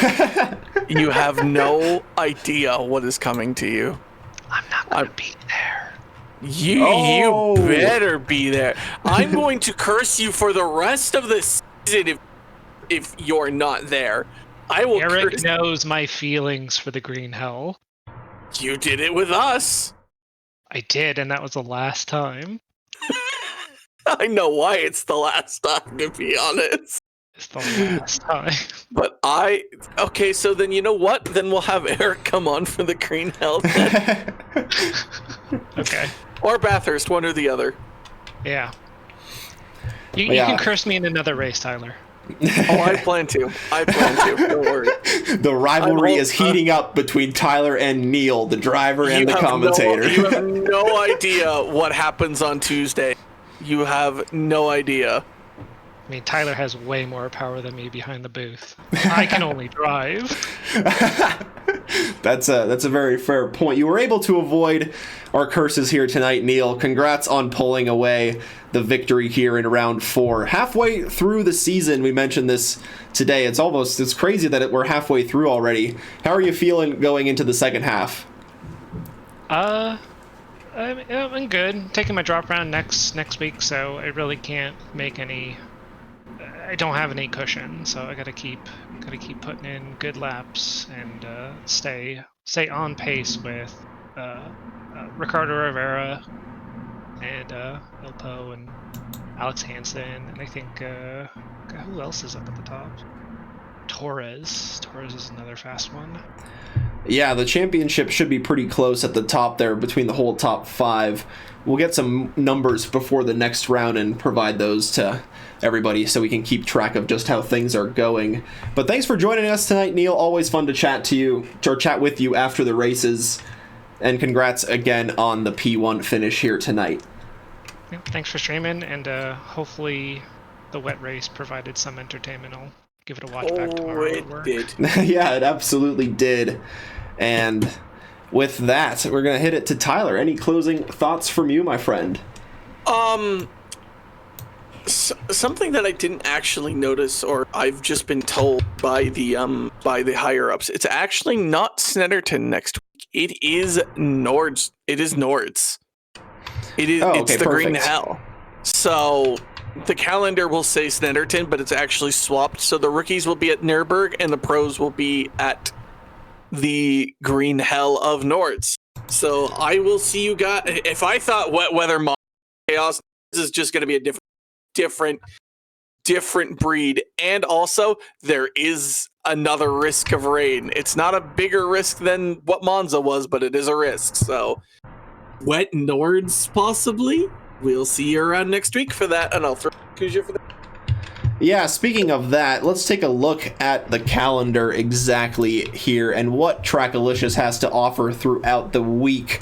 On Mondays here, you just saw with myself and Tyler, the GT4 Rookies Championship starting at 8 p.m. Eastern on Mondays. Halfway through the championship already with the Nürburgring up next. That is the Grand Prix layout. Like Tyler mentioned, Snetterton and Nürburgring are swapped.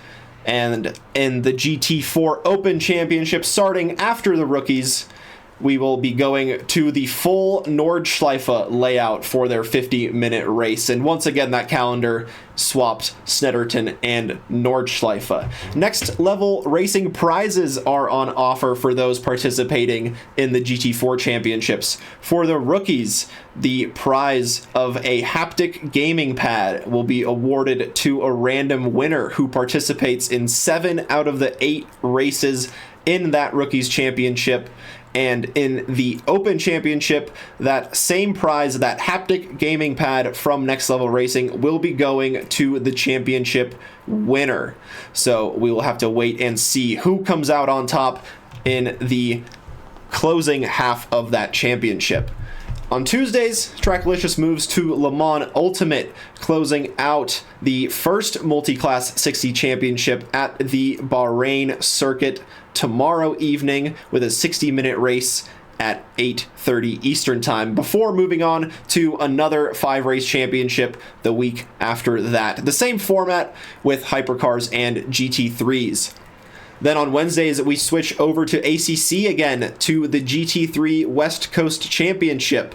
Already some fun races under our belts there at Watkins Glen and a wet Indianapolis last time, going to Spa-Francorchamps this week for a 50-minute race. That calendar has also been moved by a week due to a delay from the last championship. On Thursdays, we switch over to iRacing for the mixed GT3 and GT4 championship, starting at 8:30 Eastern Time. And this championship heavily underway already. 2 rounds in at Sebring and Mugello. We're going to head, and Monza also going to head to Imola this week on Thursday. Friday, switch back to Le Mans Ultimate in an alternating championship between the Multiclass Masters and the Orica Masters. The Multiclass is the Hypercar and GT3 Championship, and the Orica is the LMP2 Championship. This coming Thursday, we will be heading to Fuji for a 60-minute race in the LMP2s.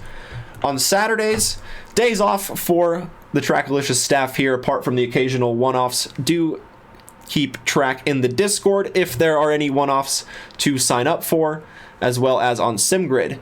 Before on Sundays, heading over to the Next Level Racing GT3 Pro Championship, brought to you by Trackalicious in ACC, starting at 8:30 Eastern on Sundays. And in that championship, Next Level Racing provides a prize to the championship winner. They are going to get an ERS4 fabric and Sim Aero mesh seat for their sim rig. And again, that goes to the championship winner. 3 races under our belts, going to Snetterton this coming Sunday. And of course, the signups are open on SimGrid. Do feel free to join us for all the fun racing that Trackalicious has to offer here pretty much every day of the week. Send it back here to our lovely studio for a second here. We're going to get a quick raid set up. We're going to raid our friend This Dad's Bad. Make sure to stick around. Show the support to fellow sim racers, I should say. They're going to be streaming iRacing tonight, so do make sure to stick around. Spread the love from Trackalicious to the others. And as always, thank you everybody for joining us tonight in the chat. Thank you for all the drivers participating. Thank you to everybody doing all their hard work in the background to get these championships set up. And of course, thank you to all the followers. Thank you to all the subscribers and the resubscribers. We really appreciate all of the support here at Trackalicious to bring you these awesome streams and awesome championships that we have to offer. I've been Kuja Terekov. Tyler Morgan was alongside me tonight. Thank you everybody for watching. Make sure to stick around and for the raid of This Dad's Bad. Thank you everyone. Have a good morning, good afternoon, good evening, or good night, wherever you may be watching from. We will catch you next time.